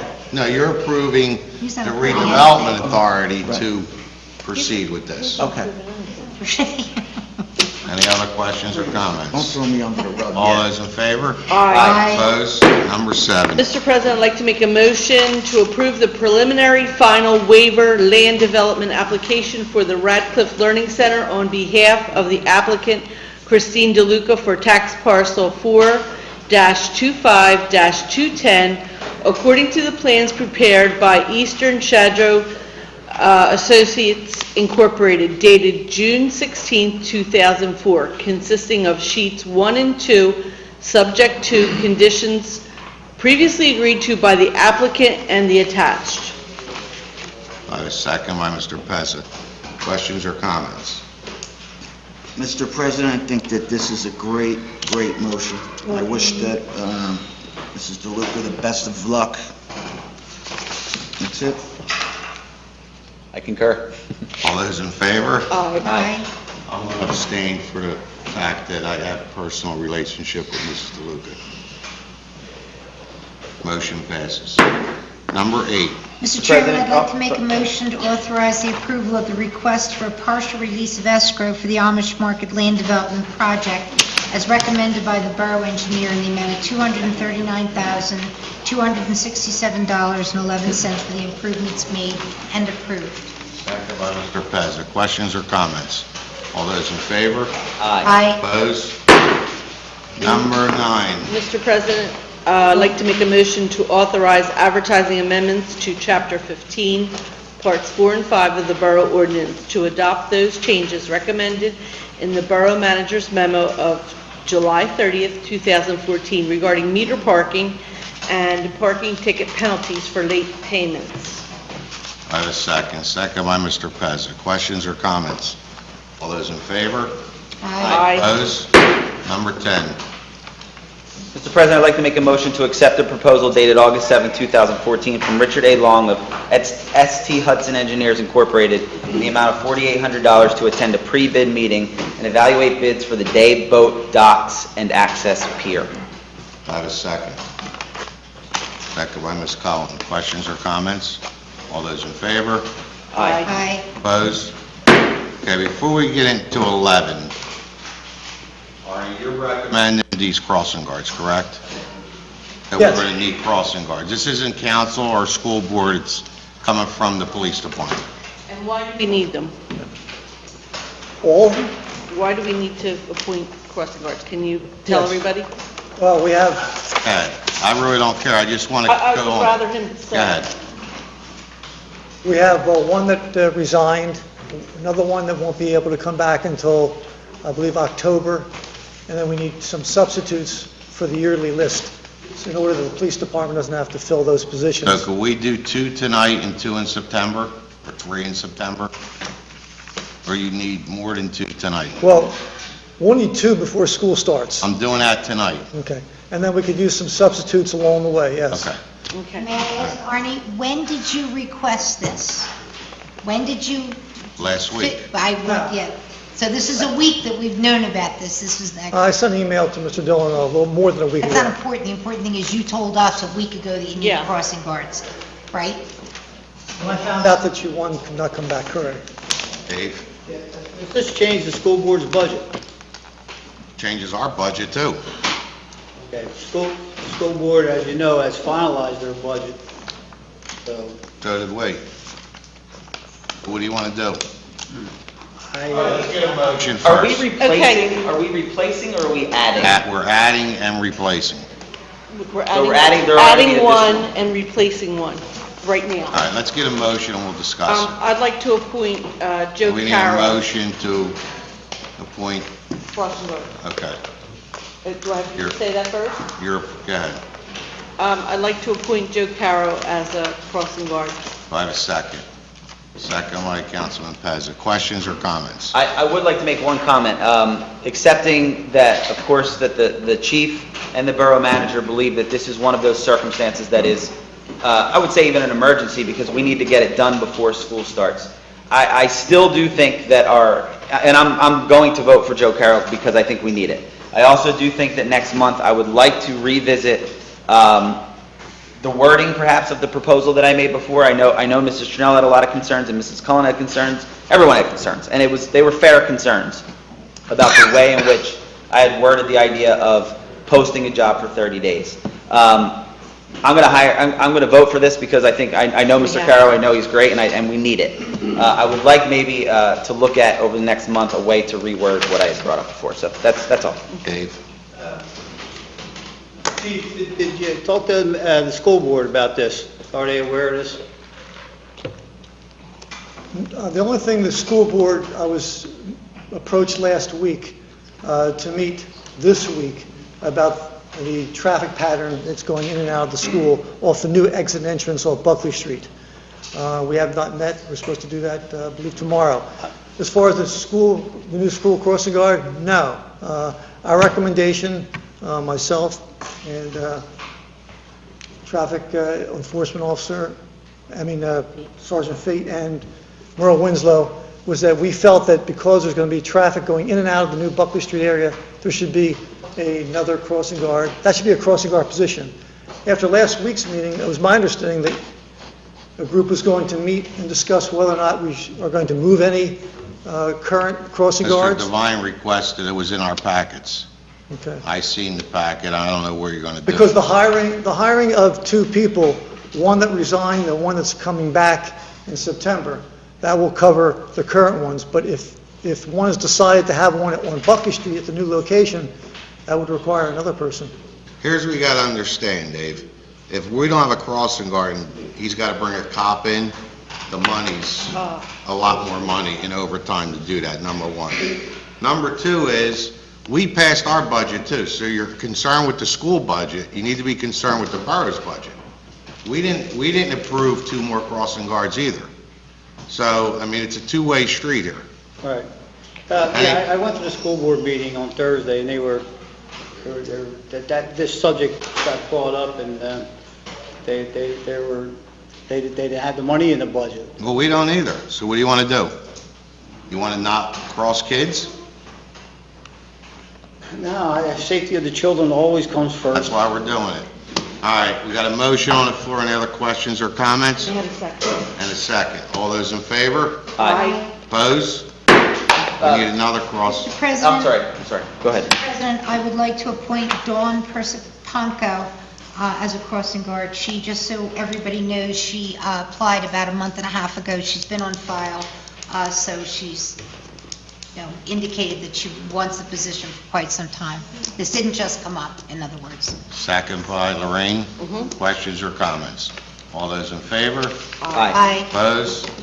Mr. President, before we move on, it's probably going to be one of those suspend the rules motions that I'm going to ask for, but I want to maybe explain it first, if that's all right? Is that all right? Motion to suspend. Okay, so I'd like to make a motion to suspend the rules. All in favor? Aye. Opposed? All right, Greg. Okay, so I know it's been brought to the attention of the school board that we have appointed Mr. Teneri as our arbitrator. In the future, should there be, should arbitration be needed. I have no problem with Mr. Teneri. I have no problem with hiring Mr. Teneri. I would just like to vote on that. I would just like to make that. Add it to the agenda. So, okay, I would like to add to the agenda that we appoint, in the event that we are unable to come to an agreement with the school board, I would like to recommend that we appoint Mr. Teneri as our arbitrator. I have a second. Second by Ms. Cullen. Questions or comments? Dave? I got a letter from Mr. Groff here dated on August the 5th stating that we already selected an arbitrator. I would like to rescind that, and if we're going to appoint someone, it starts now, because we have 15 days according to that Article 7, that it doesn't start on the 6th, it starts this evening. No. That's not correct. The agreement says that once we put the other party on notice of arbitration, both sides have 15 days to name their arbitrator. So even if you rescinded that, both sides have to name their arbitrator in 15 days. Okay, well, this is dated August the 6th, if I could read. In the meantime, however, the borough is requesting arbitration pursuant to Article 7 of the agreement of June 15th, 2006. In accordance with that selection, the borough appoints as its arbitrator Attorney Nino Teneri. The borough would appreciate the school district naming their arbitrator within 15 days of this notice, Right. which is August 6th. So today is the 11th. 11. So I think you got to start tonight. 'Cause Is there harm in starting tonight? I think. Wait, hold, okay? We got a lot of attorneys here. Mr. Gerard, it's very clear. Once one side puts the other side on notice, both sides have 15 days to name their arbitrator. We've already done that. We had 15 days to do it. It doesn't push it back. The school board has 15 days from our notice to name an arbitrator. Hopefully after tonight, it's not going to be necessary. On Monday evening, when I brought this up, nobody in this room said, wait until we vote next week. I said, I'm going to appoint Mr. Teneri. Everybody said, fine. No, Nobody everybody had a did problem. not say fine. Everybody just said, we just didn't say anything. Vote how you want, Dave. I missed that, All but right, it should any have came other up, it should have questions or came up for a comments? vote. Well, I do have a question. Okay. What is the harm in the 15 days starting tonight? My concern, my honest concern, is that it was indicated that we appointed Nino Teneri. I didn't know that we did. Well, Doesn't matter. If I send you a letter, we're invoking paragraph 7 to go to arbitration, and we didn't name an arbitrator. It still gave both sides 15 days. It doesn't matter, okay? Now, if you want to move to 15 days, I don't care, okay?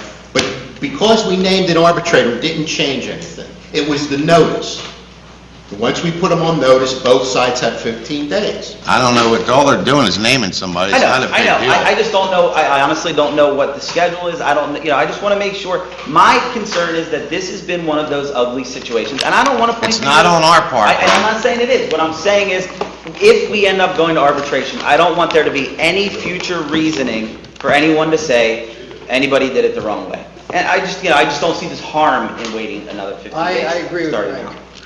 Let's start 15 days from tonight. I just have why? I don't understand why. What's the rush? What's the big deal? Well, School board's here tonight, they want to meet with you All right, tonight. we got a motion on the floor. We have a motion and a second, correct? Greg made the motion, you seconded it. All in favor? Aye. Opposed? Motion carries. I'm opposed. All right, you're opposed. Under other business, are you finished with motions? Other business, I was just wondering if Mr. Salerno had any luck on the issue of the part-timer going to full-time temporarily? Is that possible? Yeah, you can explain it. I'd hoped if somebody had advised me before tonight, I could have looked this up. But anyway, I think my opinion is correct. council does not have the power to hire a full-time officer. Provision 46187 of the Borough Code under the Civil Service provisions provides that council can nominate a person to the commission for a non-competitive exam, and if the commission certifies that person is qualified, then that person at that point can be appointed to fill the vacancy. But then, within 3 weeks, there has to be a competitive exam, which is not going to happen. So, even if we go through that procedure and the person gets appointed, they're only going to be 3 weeks. But the answer to this, Mr. Solicitor, 3 weeks gets us past Labor Day. But it's not 3 weeks starting tonight. It's 3 weeks after the commission does a non-competitive exam and certifies to the borough that the person's qualified. And when do you think, Mrs. Trunell, that you're going to have the meeting with your attorney that's in Ireland? I'm going to email him tonight, Pat, Okay. and I'll come up with an answer for you in terms of, In closing, he won't Mr. be home until the end of August. Okay, It's 26th, I think. We'll talk about when we're going to meet so we can get this thing addressed. Okay. All right, what we're going to do, go ahead. Anybody else have anything on this meeting? I have one more thing. I would like to bring in the district champs from Little League, the girls, to honor them next month. I just wanted to tell you that. Okay? Under other business, All right, quickly, go ahead. I'll be quick, I promise. PICO is having another open house meeting on September 10th at Goodwill about the contaminated ground. I get the same complaints over and over again, and I would ask this council and ask Mr. Miller if he can, by the next meeting, get us a property maintenance agreement so all of council understands what's required in keeping your property maintained. We don't just have rental problems, there are owner-occupants' house in town that consistently are causing problems, garbage being out early, just high grass. I think that we, as a council, should look at perhaps stiffer fines for repeat offenders. So I'll concur, I'll talk to the solicitor, but I think that we should all kind of look at this and come up with some suggestions at the next meeting about how we can start to prevent people from just keeping their houses a mess. All right, let me explain how this is going to work. We're going to adjourn this meeting, but we're going to stay here and start another meeting, a committee meeting, with the members of the school board. So, Mr. Devine is in here. Dave, do you want to fill in his place, or you want to step aside? No, I appreciate that, thank you. Mrs. Rodriguez is in here. Do you want to stay, or you want Mrs. Cullen to stay? I'll stay. Stay. Do you want me to Just stay? for this one meeting, though, then Tony can take over. Okay. Hopefully it ends tonight. Yes. So, I feel bad, but you're the only You got a council lot of person nerve. that has, well, you don't have to, nobody has to leave this room. It's a public meeting, the TV's staying on, and the reporters, everybody's here. So the mayor and Councilwoman Trunell can sit in the audience. Chief Cullen, I'm sorry. Chief, we have how many school board members are here? Great. Can you guys sit? 4? 4.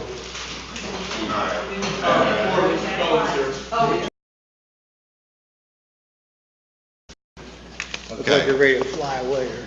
First of all, I want to thank you for finally coming in and trying to get this resolved. I think the question this council has is, I guess I'll deal with the president, why you aren't not signing this agreement? I can answer that. Are we going to talk to you, or are we going to talk to the president? Talk to whoever has the facts I in asked order him to a give it to question. I him. didn't- You don't have to be combative, Okay, Mr. yeah, Giuseppe. If I could have the floor for approximately Sure. 2 to 4 minutes, perhaps I could set the stage.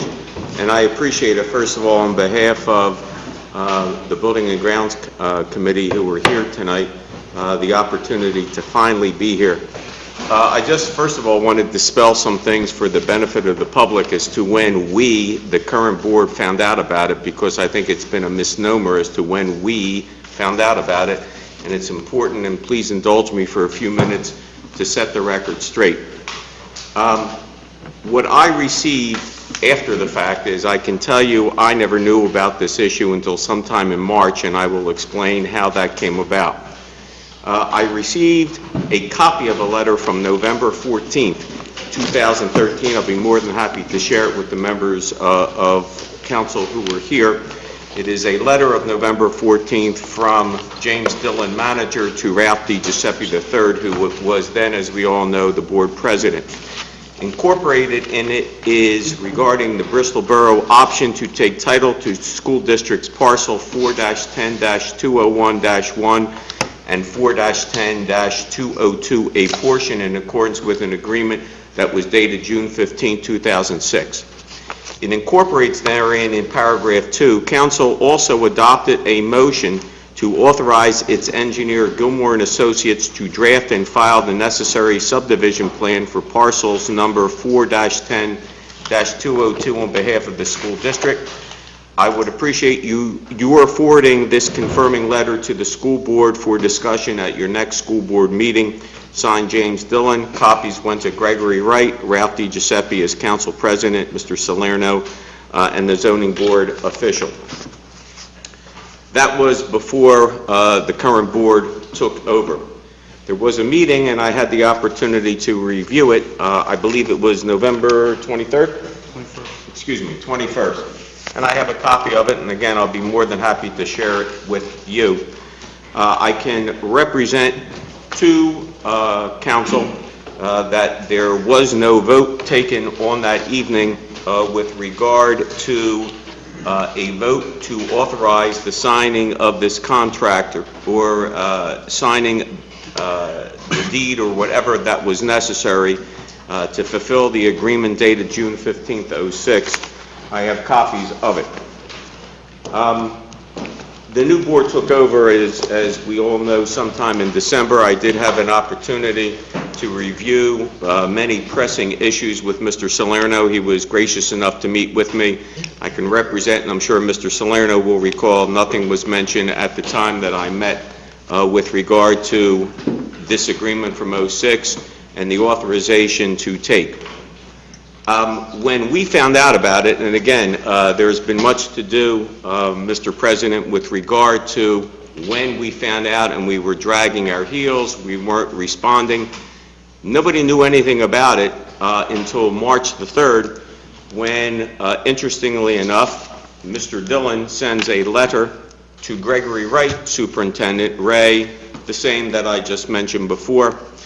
Incorporated in the letter on paragraph 2, it says, "It is my understanding that this matter was placed on the school board agenda for November 21st, 2013, and discussed without objection." As I said, if you cross-reference it to the minutes of that night, nothing was ever mentioned that night. It also indicates in this letter of March 3rd, subsequently, the borough engineer, Gilmore and Associates, Inc., surveyed the property and prepared the necessary subdivision plan and other documents on behalf of the school district at the expense of the borough. What is a concern of the Building and Grounds Committee I can represent to this council is no one, as far as I can ascertain, from December on authorized Gilmore and Associates to prepare any subdivision plan for them. As I'm sure most agree, or most will recall, Gilmore and Associates was not retained as the district's engineer.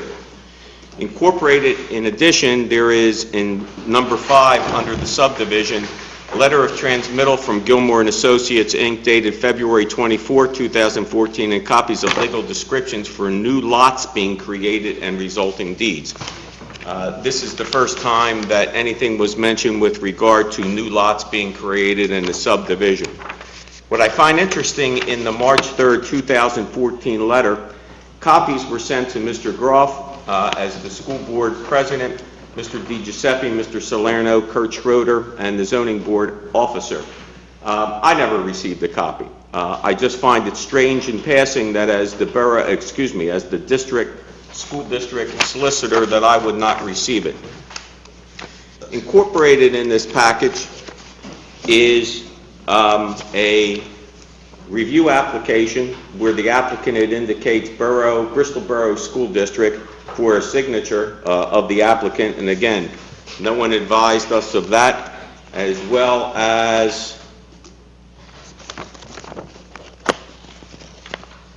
the Bucks County Planning Commission fee schedule for reviews, again, for us to sign. I also find it interesting that on the subdivision and land development application form, it has me listed as the attorney. I never saw the form. So it was sometime in March that this rose its ugly head with us. Since this was the first time that I knew anything about it, I must confess it took us approximately 6 to 8 weeks in order to ascertain what was going on. I can further advise that some of the documents that were made reference in this letter to Mr. Wright, in subsequent emails that I sent to Mr. Wright, he never received them. So if he didn't receive them, I didn't receive them. So that's what took some time in order for me to ascertain what the deed restrictions were, what happened in '06, what happened before then. It's clear, just again for the benefit of the public, that on April 8th, 1971, there was a gift from the Grundy Foundation to the borough for approximately 2.19 acres that was then tax parcel 4-19-1-1, which, as we all know, was later on gifted by the borough to the school district in order to build the current elementary school. Incorporated therein was a right of reversion that, as Mr. Salerno knows, runs with the land. In January of '89, January 23rd, there was a Grundy deed to the Bristol Borough School District that is the subject to where we are tonight. That, according to the tax rolls that I could find, were 11.806 acres on tax parcels that appear to be different than they are now, but that could be for a host of reasons. The purpose, so it's clear, and this is part of our concern that we hope to resolve tonight, the restriction is for school and community athletic and recreational purposes. I think it's worth re-emphasizing. The purpose of the deed to the school was for school and community athletic and recreational purposes. The grantor, who was Grundy, in this instance did not have a right of reversion. They had what's called a right to re-enter and retake, as if the deed had never been made. Now, as has been mentioned, at least in my review of comments that have been made to the press, the school district has no rights with regard to it. A deal's a deal from '06, and I understand where you're coming from to an extent. But I found it interesting that the '06 agreement that was signed by and between the borough and the school district makes no reference at all to the deed restrictions. Just so it's clear, in defense, you'll hear me say that, in defense of Mr. Salerno, neither Mr. Salerno and I were the solicitors at the time. In September of '06, Past your 4 minutes, but keep going. I'm sorry, sir? Past your 4 minutes, but keep going. Well, I appreciate your courtesies tonight. And I have passed my 4 minutes. June 15th, '06 is when the agreement was signed by and between the borough and the school district. I think there was an issue with regard to that agreement because the transfer gave the school the borough's 2.19 acres without seeking the approval of the Grundy Foundation. That was later resolved when the Grundy Foundation executed a release removing the condition on that property, and that was done, I believe, in November of '06. Trying to get to the bottom of it and doing due diligence, once I understood where we are, and I have a copy if anybody needs it, specifically indicating what the restrictions are, and it says on deed book 19, page 920, that the Grundy Foundation is giving this parcel, quote, solely for school and community athletic and recreational purposes, but if all or a portion of the said tract or parcel shall ever be used for other than school and community athletic and recreational purposes, the grant herein described shall become void. I think that's important. What I did in keeping with due diligence, and although some may say that we were dragging our feet, once I researched it, I sent a detailed letter to Gene Williams, the executive director of the Grundy Foundation. That was sent by electronic mail and certified mail, dealing with the tax parcels in question. What I incorporated in there, for the sake of brevity, is what I've indicated today. What was important at the time, because of comments that were made to me, my review of tapes of this council's opinions as to what we were doing or not, I included in the letter to Mr. Williams the following. On information and belief at a recent Bristol Borough Council meeting, Council stated on television that the school district is refusing to give the borough the portions of property to, and I can represent what I meant by property to for the sake of brevity is the subject matter of tonight, described in the June 06 agreement. It was further stated that borough wanted those parcels in order to combine them with other borough-owned parcels. The overall goal is to create a larger tract of land that would be more attractive and desirable to a land developer. It was concluded that if the school district does not give the borough the portions of property to that are encompassed in the June 15, 06 allegedly enforceable agreement, that the borough will then have property one, which I could represent is that 2.16 or thereabout acres that was used for the construction of the current school, that it would be appraised and would bill the school district for its value. I thought that was important just to see whether there is any grounds to stop and take a breath to see what can or cannot happen, or whether there is a concern. I can represent to all of you that on June 5th, in answer to my May 9th letter, I did receive a letter back from Eugene Williams, and it includes the following. Dear Mr. Hornstein, after a May 28 meeting, the trustees of the Grundy Foundation, pursuant to your May 9 correspondence, reviewed and discussed restrictions contained in the conveyances to Bristol Borough in 1971 and the school district in 1989, a release of conditions and restrictions in favor of the district in 06, and a school district borough agreement of 06. Their position concerning these documents is as follows. The 06 release relating only to the legal description provided in the foundation's specific parcel, the 2.19 acres located at Beaver and Pond Street, was given to the district to accommodate the building of a new elementary school. Next, bullet point. The foundation's restrictive interest in parcels known as tax parcels, and I've already put them on the record, located at Jefferson Avenue and relating only to the legal description contained in its January 89 conveyance to the district, remains unchanged, and the foundation supports this restriction and does not intend to waive it, which I think is important. So that's, from my perspective, members of council, where we are from a factual standpoint. The concern we have in order to more fully discuss the matter, and we are in a position to discuss it with you amicably this evening, is what is the intent and purpose of council for this tract? Doesn't matter. Okay. Well, respect... I listen to you. And I certainly Let me will make afford this you the very same right. simple. I'm sorry, sir? Let me make this very simple. Okay, sir. And you're an attorney, you know a lot more about this than I do. That I'll argue with you, sir. The restriction runs with the land.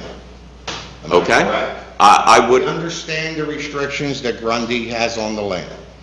Nobody's here changing any restrictions. All we're telling you to do is sign the agreement, which you're supposed to sign, and let's move forward. It doesn't matter, Mr. Groff said there were 12 acres, who said there were 14 acres, doesn't matter. It's tax parcels. The only reason it's being subdivided is because one of them tax parcels happens to have the track on it, and we didn't want to take your track, which we were entitled to if we really wanted to, because that was part of the agreement. It didn't say subdivided. So we ended up spending the money, like you said with Gilmore. We surveyed the property. We had the deeds, everything done that's supposed to be done.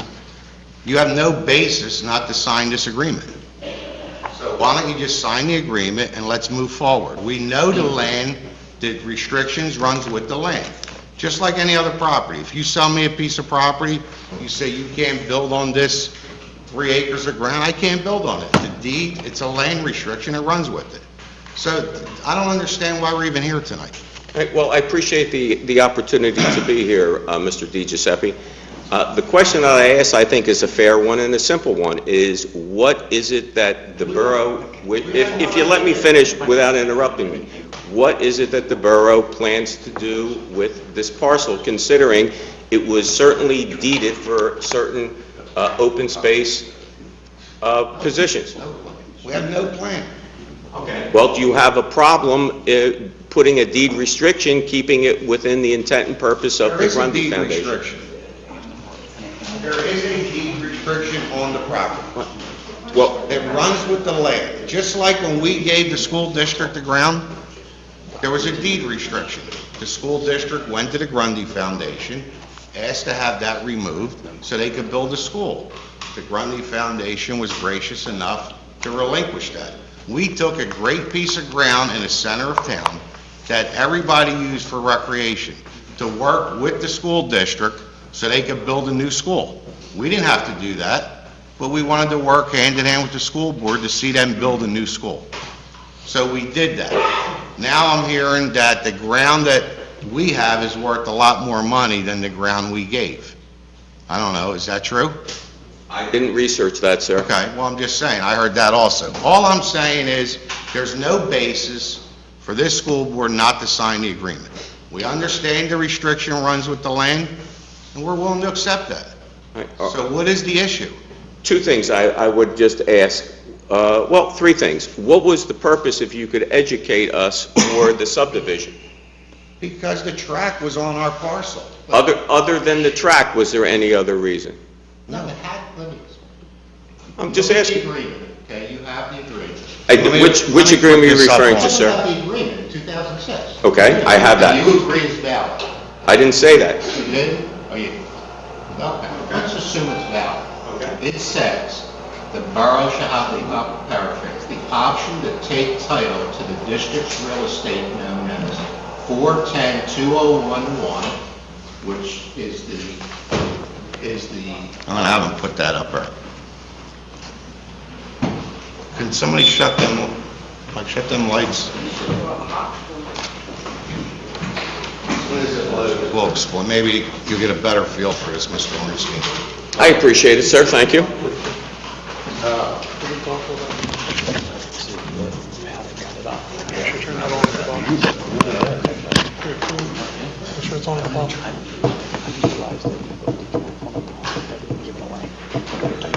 Bill, it's like you're looking at it. So, yeah, that way. Well, but that's a okay, the agreement provides that the borough shall take title to 410-2011, which is, Can they stop the traffic, please? which is this parcel here, okay? Which is a standalone parcel. And it says, and a portion of 410-202, owned by the D District, an area 50 feet west of the present running track, okay? So 202 is this entire parcel, okay? And under the agreement, the borough is to get 50 feet from the track. Obviously, that needs to be subdivided. You can't transfer it to us. Okay. And if you look at the documents that we sent in March that were prepared by Gilmore, they prepared a new deed description so that when the subdivision is completed and approved, the district will receive a new deed for this piece, and the borough will have a new deed for these two pieces. Okay, very simple. It's laid out in the agreement. All right, so that's why there's a subdivision. There's no zoning change, but obviously you can't transfer that to us without a subdivision. That's purely what it's for. Let me ask you another question, if I may, Mr. Salerno. What is it currently zoned for? That is zone conservation. It's been zone conservation for years. It has not been changed. There's no discussion to change it. Okay? So the borough Just like the borough transferred a property to the school district that had a deed restriction, we're asking you to transfer this property that we know has a deed restriction. If someday council wants to change that, they'll have to go to the Grundy Foundation. Okay? But this is all conservation.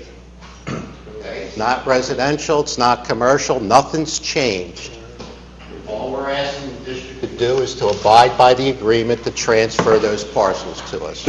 And I thank you, sir. Let me ask you another question, if I may. Would there be consideration for the school to retain portions of that for a greenhouse that they were contemplating? No. Why not? Just so... We want the ground.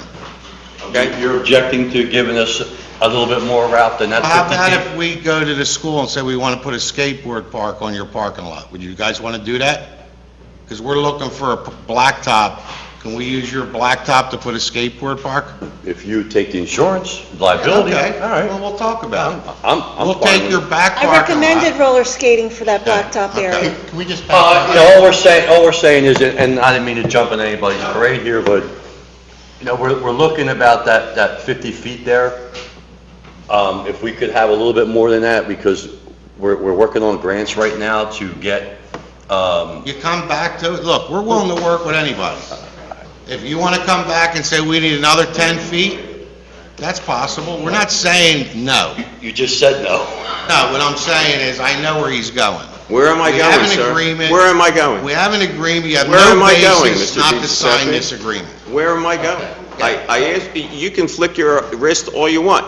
The question that I asked you, sir, is... We're would not you- would changing you- anything. My opinion, there's 8 other people here. Okay. Can we back up? Because now you're asking for consideration. But before we get there... Bill, let me just Steve and I were just talking here. Steve was on the board when this transaction happened. I was not.